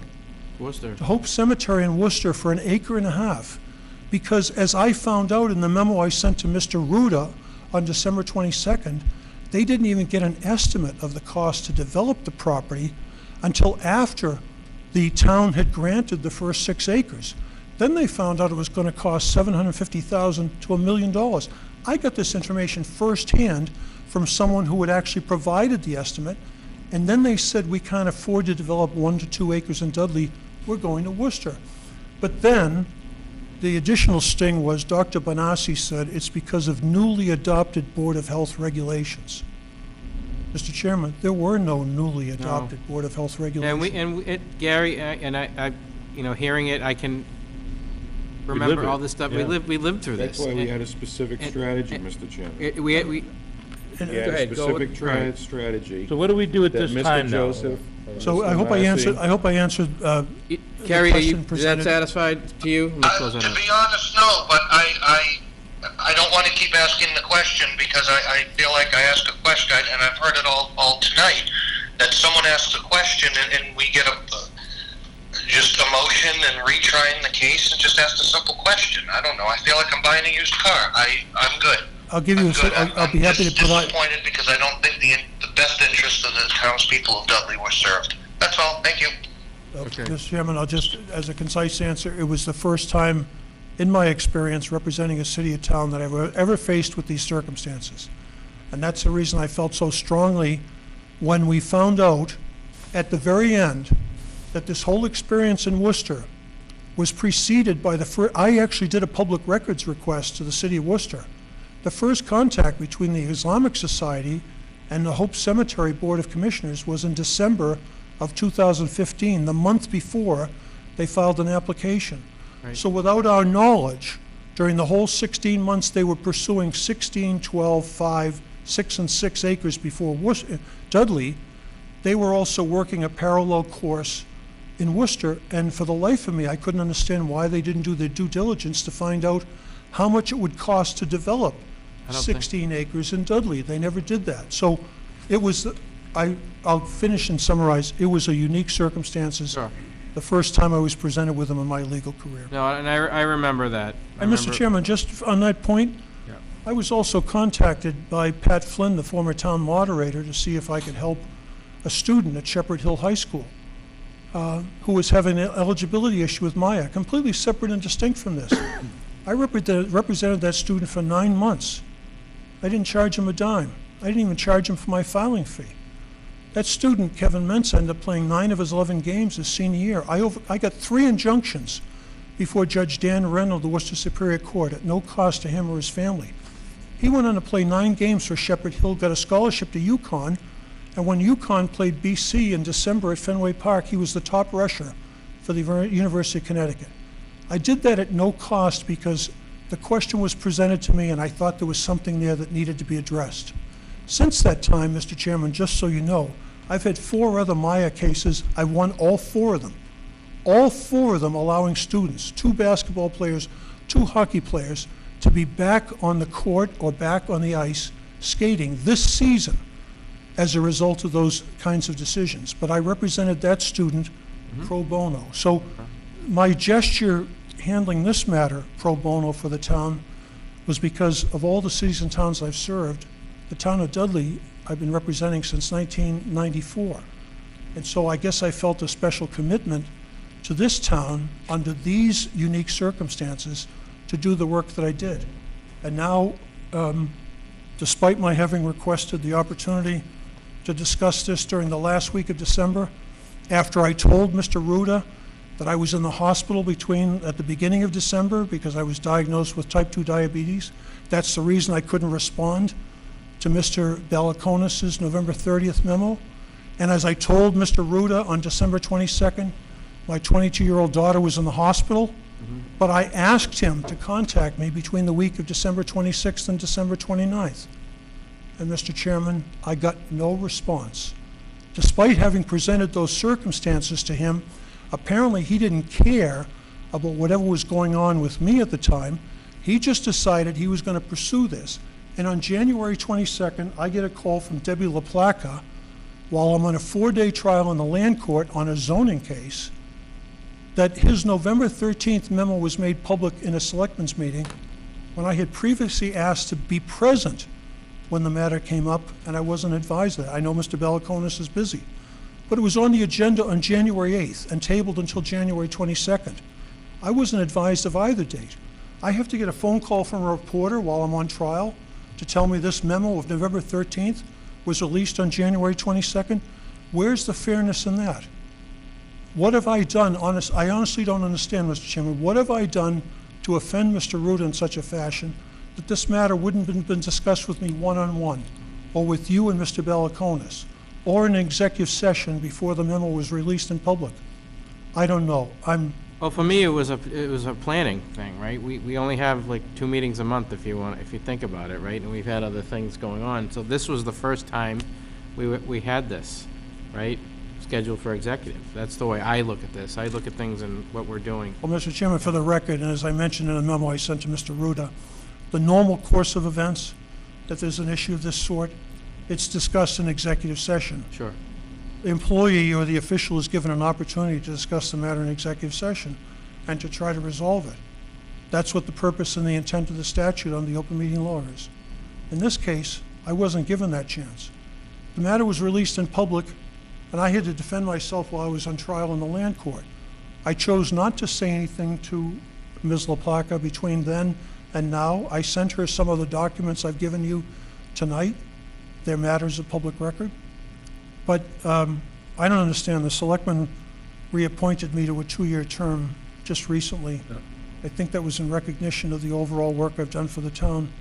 I would have assumed, Mr. Chairman, and I say this through you to Mr. Ruda, that whatever wrong he thought I committed on September 25th could have been placed in the proper context and dealt with in the manner that I requested when I sent him the memo asking for a chance to talk with him. What have I done wrong? And if I've done something wrong, please allow me the chance to apologize to you and to talk with you about it. That's what we had to do tonight. No. Okay? That's what this was about. Did you? I just wanted, Kerry? Yes. I wanted to suggest that, in answer to your question, Attorney Brackett did answer it in the very first sentence when he said that he felt so maligned, and the town so maligned, that he was willing to go after the Rule 11 on the basis of his own standards pro bono. But The fact that he ran on as long as he did tells you that he is still ardent about what he believes was, had happened. All right? So all the rest of that past the first sentence didn't really answer your question, but the first sentence did. And I'm glad you pointed that out to me, Mr. Joseph, because frankly it got missed in the rest of what he said, and he felt so maligned. Again, we're dealing with emotion. Yep. Thank you. You're right. That's right. What do we do now? Jay? So, I certainly didn't go off my intent here was to get an answer, Gary, and we started off this session with me believing that your argument was gonna be that you made an error, but then we finally got to the point where now it was, you got emotionally Tied into it. tied into it. Can you imagine if I had called you and talked to you, and I was gonna try to bring this back and report back to the board what your response was to me? We've been going on for close to an hour, and and Mr. Siganevich just had to clarify what your response was to the original complaint. We've talked about Talaman. We've talked about me having a conversation with John Davis without your knowledge. We've spoken about every single thing except the complaint. Well, Mr. Chairman, if you look at page 5 And of we're the going to documents continue to do so. No, if you look at page 5 of the documents Let him, Gary, let him finish his thought, then go. What were you saying? Putting aside for a moment the motion for reconsideration, Mr. Chairman, if you look at the set of email that I provided you and the page numbered 5 in the bottom right-hand corner, Yep. See, I think, I'm John, sorry, I'm sorry. You know, but I don't back down from anybody. I think, Jonathan, I think the question that you raised has been answered. I think he's answered it. I think he's apologized. I think he's admitted, you know, what he did, what he intended to do. So in my opinion, he's answered it. And this is going to be really hard for me to say this, knowing how strongly I feel about the way the town was treated. Gary, it's time to let it go. I never wanted to. I wanted to pursue this until there was justice. But it's time to let it go. We've got to do that. Mr. Chairman, That's on just how I feel now. December Second 22nd, that, Mr. Joseph. Go ahead, Gary. December 22nd email, page 5, if you take a look at it. Mr. Ruda's email was sent to me on December 18th, which is page number 3. Well, isn't this all like overkill at this point? Can you imagine that just- he's coming back at me? Yeah, Can you imagine that you couldn't write this? It's time This to is let why it we go, didn't have a folks. conversation, Gary. It's time to Apparently- let this You go. gave us the wrong information, Gary, okay? That what I'm looking, Based what I'm on looking at that, is what when I I s- go out to the public as an elected official and lie to them based on a lie you told me, I look like an idiot, okay? That's why we're here tonight. There's nothing more to it than that. It took you an hour to even come close to admit that, and you're still coming after me, right? No, I'm just, You're Mr. still Chairman, coming I just, after me. Mr. Chairman, this It's is an... unbelievable. Mr. Absolutely Ruda has said I unbelievable. didn't answer his questions. If you look at page 3, you'll see that he sent me an email on December 18th. On what date was the motion for reconsideration filed? Physically received by the court? Are the dates stamped in the motion, September 26th prepared, September 28th accurate? On page 5, I answer the questions. I don't know exactly what date the land court received our motion for reconsideration. I assume it was October 1 or October 2. It was docketed on Gary, October the 2. question was, why did And you number tell two, us as I something that recall, was Mr. not Chairman, true? That was the question. Answer the and it question remains as far the as the dates. That we're Right. clearly not Gary, going to we get an got- I answer get the to. date, that you answered that. Not the I dates. answered the question on December 22nd. I didn't receive a response that those answers were unsatisfactory. So if Mr. Root is saying I never answered the question, the reason I provided these copies is I answered his question, then I asked him beyond that. Right up front, I answered those questions. Then I gave him a statement about some background information. And then I asked him at the very end, as I mentioned before, I respectfully request you give me a call at your convenience anytime next week, December 26th, December 29th. Yep. He's already speculating about the phone conversation we would have had I gave him answers in the memo. I was assuming that if there was anything at issue with the answers I gave him, we'd resolve it in that one-on-one phone call. If I've offended you or the selectmen, or if I've done anything wrong, I'm more than willing to apologize, help us get back to a constructive working relationship. And, Mr. Chairman, the fact that I didn't get a call raises a question in my mind that this is more than the issue that Mr. Ruda has presented in his memo, because he didn't tell me on December 22nd he'd already prepared and sent a memo to the selectmen. Now, that's a great question. Let me ask that question. Is there more to it than getting an explanation? I want to know why I was given the wrong... Yes or no? Is there more? Okay, there's nothing more to it than that, right? Yeah, well, Okay. in most people's minds, no. Yeah, okay. That's all. That's the motivation. It's- That's I mean, simple. this is deflection. He Okay. didn't tell us the truth, and now he's deflecting for an hour. I'm not deflecting anything, Mr. Chairman. I've course you are. apologized several times, and I indicated a willingness on December 22nd to apologize, but apparently Mr. Ruda doesn't believe that those statements are sincere. They are sincere. It's just that with all the, I mean, this frustrated you, this frustrated us. I mean, I'm speaking for me, not you or him or anybody like that, but knowing what the town went through, I mean, I told you, I mean, there's very few times in my life where I can say, I'm done. Yep. I am done with this. The town needs to move on. We need to, we gotta stop this.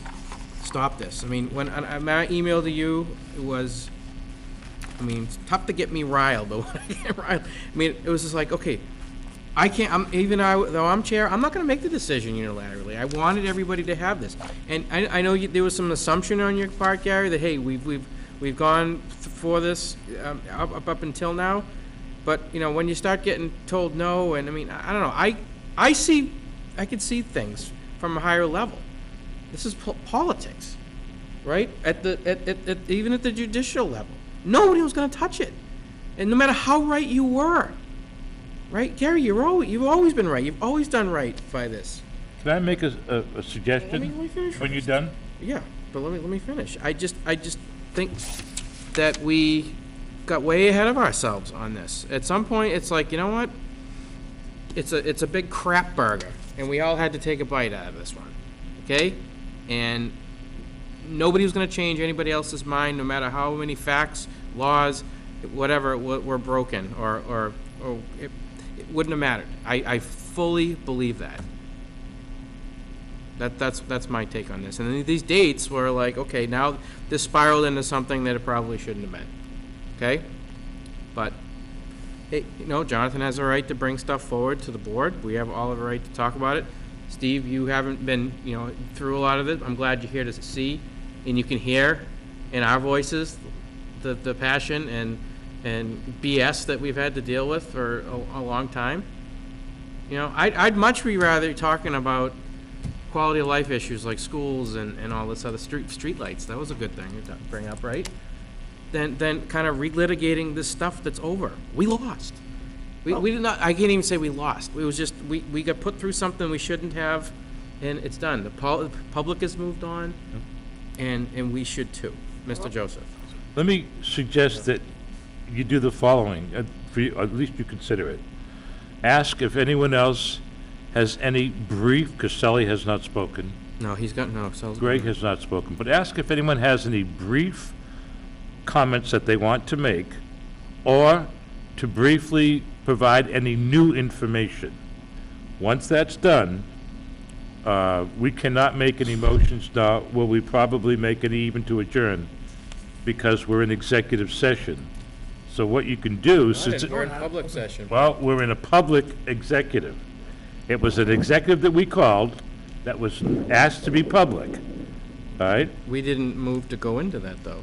Right. We had it as an agenda item. So what you want to do, I think, is I don't know you about want to indicate that the session is over, and that if anyone wants to make any motions, they can. In which case, I would promptly move that we adjourn at that Okay, time. well, let's, thank you. After. Thank you. Let's let Steve, you've listened to this for a while, and you've been an observer through the last couple of years. Couldn't be able to participate, but Thank you, Mr. Please Chair. weigh in. It's no secret that I couldn't participate, Oh. and I had to get a ethics opinion to participate in this discussion, which was favorable, because obviously I'm here. And I don't want to speak for anybody. I don't want to speak for Attorney Brackett. I don't want to speak for Jonathan. As I'm listening, I think the issue Jonathan most concerned about was the dates. Apparently, it was indicated in one of your executive sessions that the motion was already filed. Subsequent to that, you found out, I found out later, it was filed at a different later date. That's Jonathan's crux of his complaint, I believe. Jonathan is looking for either a trust or a why issue. Why was it like that? And Attorney Brackett's response is, at the end, in his memo dated the 22nd, he feels he responded on his email, but never got a response to his email. So, I'm not speaking for him, I'm trying to figure it out in my head. I assume he must have thought his explanation was okay, because nobody ever contacted him. Jonathan upset from the initial complaint, and upset enough to bring a complaint. And I guess the question is the issue brought up in the complaint resolved by Mr. Brackett's response tonight? Is Mr. Brackett understood, I guess, that nobody, I don't think intentionally released any kind of memo or content to not give him a chance to have his executive privilege or to be present? I don't think that was ever done intentionally. And has the issue explanation been resolved enough to Jonathan's satisfaction, who's the initial filer of the complaint? And if I've spoken out of turn, or... That's a pretty darn good synopsis. No, it was. It really is. It was, and there wasn't, honestly, and we all have our stuff that we have going on in our lives too, right? This isn't, I mean, this is our part-time job, right? As I look for full-time work. That was right? excellent. And then the big question is, if it isn't resolved, right, and that's, I want where do we Jonathan. go as a group from here? Right. No, as far as I'm concerned, Mr. Chairman, nothing has been resolved at all. It took us an hour to get to this point. We spent an hour relitigating the case. Yeah. Mr. Joseph got him over the finish line with some sort of half-ass excuse, and we haven't resolved anything. I don't have any confidence in Gary anymore. He lied to me. That means everything when it comes to this kind of situation. In terms of me not answering his email in a timely manner, we went through step 1 through 3. Very light touch, asking Greg to please call, get in touch with the land court, asking Michelle, get in touch with the land court. Make sure we're not falsely accusing Gary of anything. Very, very light touch, until we finally get to the point where we got a response from Gary. On the 22nd, Gary gave me the information I needed to at least bring it back to the board that, yes, I wasn't losing my mind. He actually didn't file the things on the date that he told us he did. He didn't do it. So now I brought it back to the board. And I find myself under attack here for not responding to his email. It took me 6 weeks to get any sort of response. It's outrageous. I mean, Gary, you misrepresented something to us that we brought back to the public, okay? You took it upon yourself to file a motion with Greg telling you to slow it down, with the chairman telling you to slow it down. You come in, within 48 hours, I'm saying it's already a done deal. And then you're telling me now you forgot that you didn't file it, or you were so worked up over Talman sucks that you decided, I'm gonna file it anyways? The hell with Ruda, the hell with Marcy, the hell with what Paul thinks, the hell with Ballyconis? It's outrageous. I'm not satisfied with this. And I don't have confidence in anyone anymore, Gary. To reappoint you're touting your reappointment gives you the ability to lie to us, to not tell us the truth because you felt like you hated Talman, so you're not going to tell us the truth in executive session? That's the justification? You got to be kidding me. I don't know what more you want from me, Mr. Chairman, at this point. They made your position clear. I want to be done with this tonight. I mean, I don't understand, Mr. Chairman, what action, what What's the end result? What's the end? The end result, I mean, we want here to get the answers that we wanted.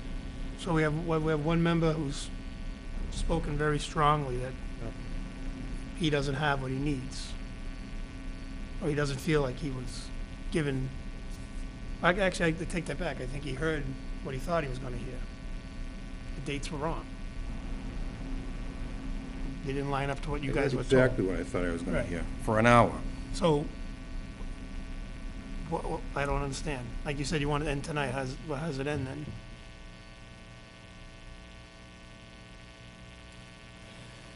Well, I mean, I wanted everybody to be able to share their feelings on this. I mean, me as chair, I mean, maybe I let people talk too much. That's my style. I don't like to shut people up because I know I want everybody to have a chance to talk. I've always been like that. I'm very consistent, right? I'm not a tyrant when I'm in this chair, right? I want to make sure everybody has everything they've been able to say what they want to say and just get it out there. That's why I think we've all worked so well together on this stuff. But I mean, if there's issues, then we got to talk about it. Now we're in public. Right? Just to play devil's advocate, I'm not the peacemaker here, I'm not the mediator. I Do we understand. accept Gary's explanation and apology and tell Jonathan, too bad? Do we take Jonathan's position of no confidence and vote that as a board? I mean, I don't understand, you know. I don't know. I'm struggling with what's Do we take it home for a week and think about it, or 2 weeks, whatever? I mean, our next meeting was looking colossal. Mess. And it's a ways off, too. You know, I mean, if I was in his shoes, I'm not exactly sure what I'd be looking for my board members, but I'd probably be as frustrated as he is. I'm frustrated for him. I am. I get it. Because, again, I get this and I see all these things. And we're dealing with other stuff. And honestly, at this point, to be talking about this on February 5th makes me sick, right? We have a school who wants to do an override, right? We have other budget stuff. We have other things we need to be talking about. All of which we have to have an attorney, Mr. Chairman, that we have confidence in, that's gonna tell us the truth when we need the truth. And we're gonna bring that truth back to the people who elected us. Fair. This has been a year in the making, okay? This is not just this last time. This has been a year of trying to keep a consortium going with this board between Mr. Brackett, John Davis, co-counsels who couldn't get along for 5 minutes, constant battle there, constant attacks back and forth from Talman, Howard Cooper letters accusing him of having a conflict, back and forth endlessly. At some point it has to end, okay? We've brought it now to the point where Gary can't even discuss a complaint, and I don't have Greg's notice in front of me, that would lead up to discipline, termination of his, everything. And all he can focus on is Talman. Still, Talman. Jonathan, what are you proposing? I propose that we amend Gary's contract his term to expire on May 30th of this year. And we'll take another look at it at that point. I so move. Mr. Chairman, may I be heard for just a moment? Well, we got a motion, Gary, hold on. No. I'm gonna second have a discussion because I don't want it to die. Because I think if the shoes were reversed, I think Mr. Ruda would support me for discussion. Not that you guys aren't supporting him, I'm just saying. Mm-hmm. Well, You want to second it for discussion? Well, it could come to a vote too, right? I want to second it for the purpose of discussion, but if procedurally, if nobody discusses it, we have a motion and a vote I think, in a second. I think Gary made a mistake. I think his explanation to John is not acceptable from what John has said. I don't know if I would look at May 30th. I would probably ask the town administrator what the term, what is the term, the duration of the contract extension that we approved? So it would be 2 years, expiring June 30, 2019, Paul. June 30th, 2019. So my question is, if we act on your motion, Jonathan, to only extend it to May 30th, why would we not do June 30th? But more importantly, what do we expect to occur between now and, say, June 30th, that would cause us to reach a final decision one way or the other? What would we expect to happen? Well, we'd expect several things to happen. We'd expect an RFP to go out for new town council in that time. We expect what? An RFP to go out, or a request for new town council between now and June 30th. It wouldn't leave us with a hole for an immediate termination now. It would give us the chance to speak with other town council, with other interested applicants into the position. Okay, so your position then is to, if the motion doesn't say it exactly, is to terminate Attorney Brackett's contract? My motion is to amend his contract to expire May 30th. I'm happy with June 30th, 2018, if that's what the board so chooses. Will he be allowed to apply with the RFPs? Yeah, sure. Okay, so again, my question is this. What can we expect to happen between now and June 30th that would cause us to rehire him or not rehire him at this point? What can mean, we expect? I think that's an individual decision. Well, what I do you know what mean? I would expect. Well, what do you mean? Like stuff that we'd need him to work on, you mean? No, I'm wondering, what is it that we could expect him to do that would cause us to not terminate it on June 30th? Or is that a foregone? Well, I have my own opinion, but I'm 20% of the vote. What do you mean? What's your? You can easily reappoint them June 30th. So, what I'm asking is, if there's no other issues between now and June 30th, does that mean he will be reappointed or could be reappointed? No, everybody has their right to vote. I can't forecast how everybody's gonna vote. I know how I'm gonna vote if I were to vote now. Okay. So what are you getting at? So. Well, can I'm he just trying to rehabilitate figure out himself? why delay it if you don't get to find what's gonna cause you to go one way or the other in the future. In other words, what are your expectations, is really what I'm asking. Well, that's Well, I think you delay it because it's not, you can't just pick up the phone and get counsel in, tomorrow. Okay. You can probably get one in a week or two, if that's what the board wanted to do. Okay.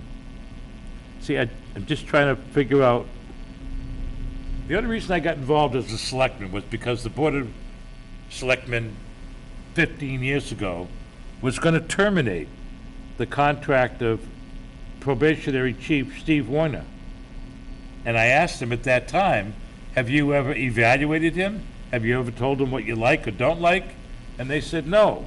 And I said to him, then he doesn't know what you people expect. You're dysfunctional. So all I'm saying is, should we have expectations and should he know what those expectations are? If we expect something other than what he currently is doing, or the way he's doing it. Mr. Chairman, Gary? I think it's taken for granted that one of the expectations would be that the Board of Selectmen would not be lied to by their counsel. There it is, in a nutshell. Okay. Thank you, Gary. Welcome, Paul. Okay. Greg, any? Just to clarify, just when you talk about contract, just talk about term of office, because that's what it is. It's a term, not a formal legal contract. I guess he's a contractor. Yeah, he's an appointed official. For He's his- an appointed official who serves at the pleasure of the board. Right, with a certain term of appointment, correct? Right.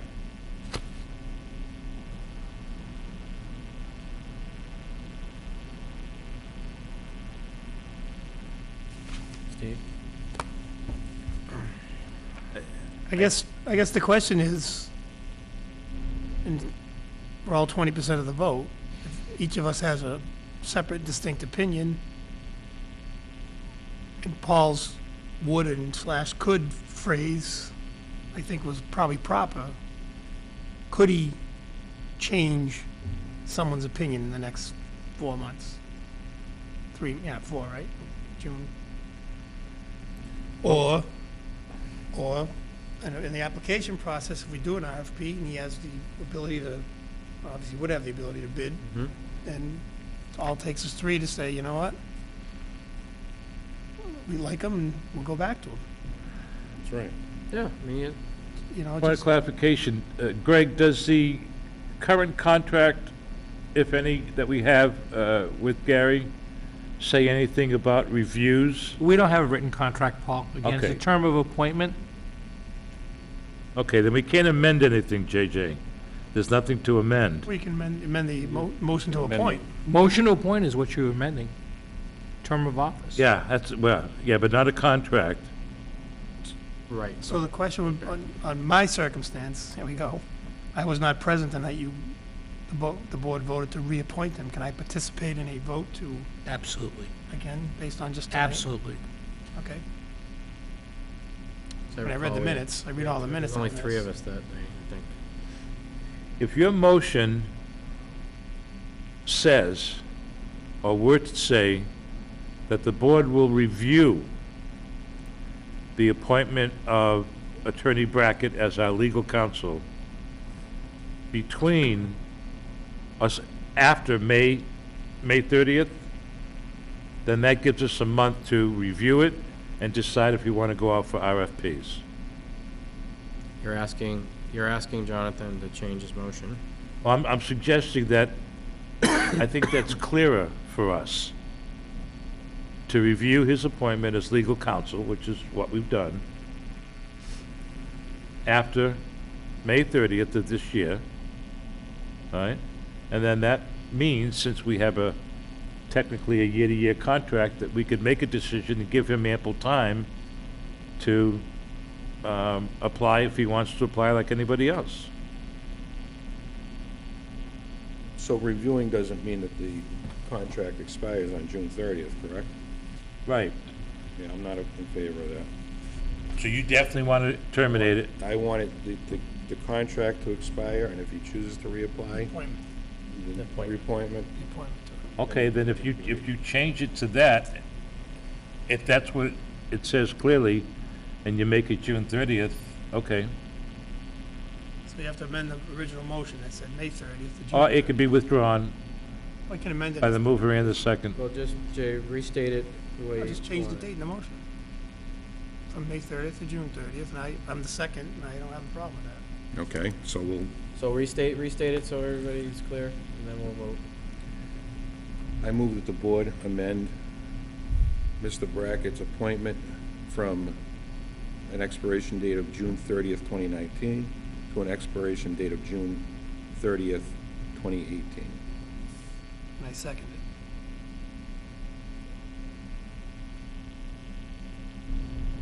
All right, so all that other stuff about reviewing and stuff, what needs to happen anyway, like we should be doing that as good practice on anybody we're doing business with. Well, So, Mr. Chair, I mean, I know we're in a motion, I don't know how much discussion, how much leeway we have, but you as chair, current chair, yep. and with Mr. Balkunis, I'm sure can confer with the member that filed the complaint, and if it's necessary, we can set up another meeting with Attorney Brackett, or you, as a working group, you Right. you folks We have can- options past tonight. And that, I understand and what that you're may, and that, in my opinion, that may be prudent, as opposed to no dialogue till Yeah. June 30th. saying. Yeah. This is part of being a management team. I get that. Jonathan was pretty clear on his feelings tonight. Okay. Yeah. You know, you and Mr. Valkunis have to kind of play the role of I'm going to intermediary. request a roll call vote, Well, we have to because Kerry's, Okay. remote. and I'm also going to tell you that I'm going to vote against the motion. Not because I think there's a flaw in Jonathan's argument, but I'm going to vote against it because there's no attempt at some kind of trust building or remediation at all. It's just a termination on June 30th. It was going to be on May, but June 30th. And I'd like to... It just said we were gonna do that as part of this, whatever happens. Yeah, but that's not part of the motion. So for that reason, I will vote against the motion as it's stated. Because I think remediation with a longtime town council ought to be recognized. Well, I can't, once again, I'm not trying to speak for anybody. I think that my opinion, I made it clear, and I didn't hear anybody object to the town administrator and the chairman to engage with Mr. Reuter and Attorney Brackett if necessary, individually or together as a working group. You don't need to post a meeting, obviously. If something needs to come forward with a whole group, we can figure out the process for following through. I mean, I don't know how that would work. I think it's a great idea, but what you guys are saying, it should be part of the motion? No, I say it shouldn't be, because I think it gives more flexibility to address issues. If we regiment it into a process, then we're stuck. But if we leave it The way it is. the intention is, two of you, Yeah, we don't make decisions lightly around here. You guys know that. Absolutely. I think that would speed the process up. I mean, if there was something that came up a month or 6 weeks from now, you're not locked into a evaluatory But unless process the or motion consideration. states that that effort will be part of it, I will vote against it. Again, I'm not finding fault with Jonathan's rationale at all. But there's no guarantee if it's not in the motion that will occur. Okay, he's gonna wants to leave it alone, so we're gonna vote on this one. Okay. Okay, roll call vote. Mr. Chairman, may I be heard before it goes to a vote? Gary? Just a couple of brief points. I'll restate the fact that I did not lie to the Board of Selectmen in the executive session to discuss this matter. I explained before that I misunderstood the rule and the time frame involved. I may have made a mistake when I realized that I had extra time after the Selectmen's meeting of not coming back to the board. At that point, I went ahead and filed the motion. So I dispute that because clearly I think I've served the town since 1994 with an unblemished record. The other thing I just have to make clear on the record is Mr. Ruda made some comments about my position in the litigation. Well, Mr. Chairman, the first year I started practicing law was 1975. The zoning statute was adopted in 1975. I've got 40 years of dealing with religious uses under the Dover Amendment. And the reason I spoke so strongly during those executive sessions is I thought that we should have moved earlier in the case to dismiss the claims and not allow them to stand out there. That was my understanding of what Insurance Defense Counsel would do. And I pushed for dismissal of the claims, at least to get the issue before the court. Had that been successful, we could have spared 25 people the need to be interviewed by the Department of Justice. My advice wasn't followed, and I didn't speak a word of that in a public setting outside of that. But the concern I have is since Mr. Ruda apparently brought those issues up, I don't think I'm being given fair notice of the issues to be discussed tonight because his motion and his concern appears to be based upon the fact that I spoke very strongly in executive sessions about my recommendations to the board. And I understand we've all spent time this evening. As you know, Mr. Chairman, I reached out to Mr. Ruda on December 22nd. I've been willing to meet in advance of tonight's meeting to try to address these issues and resolve them.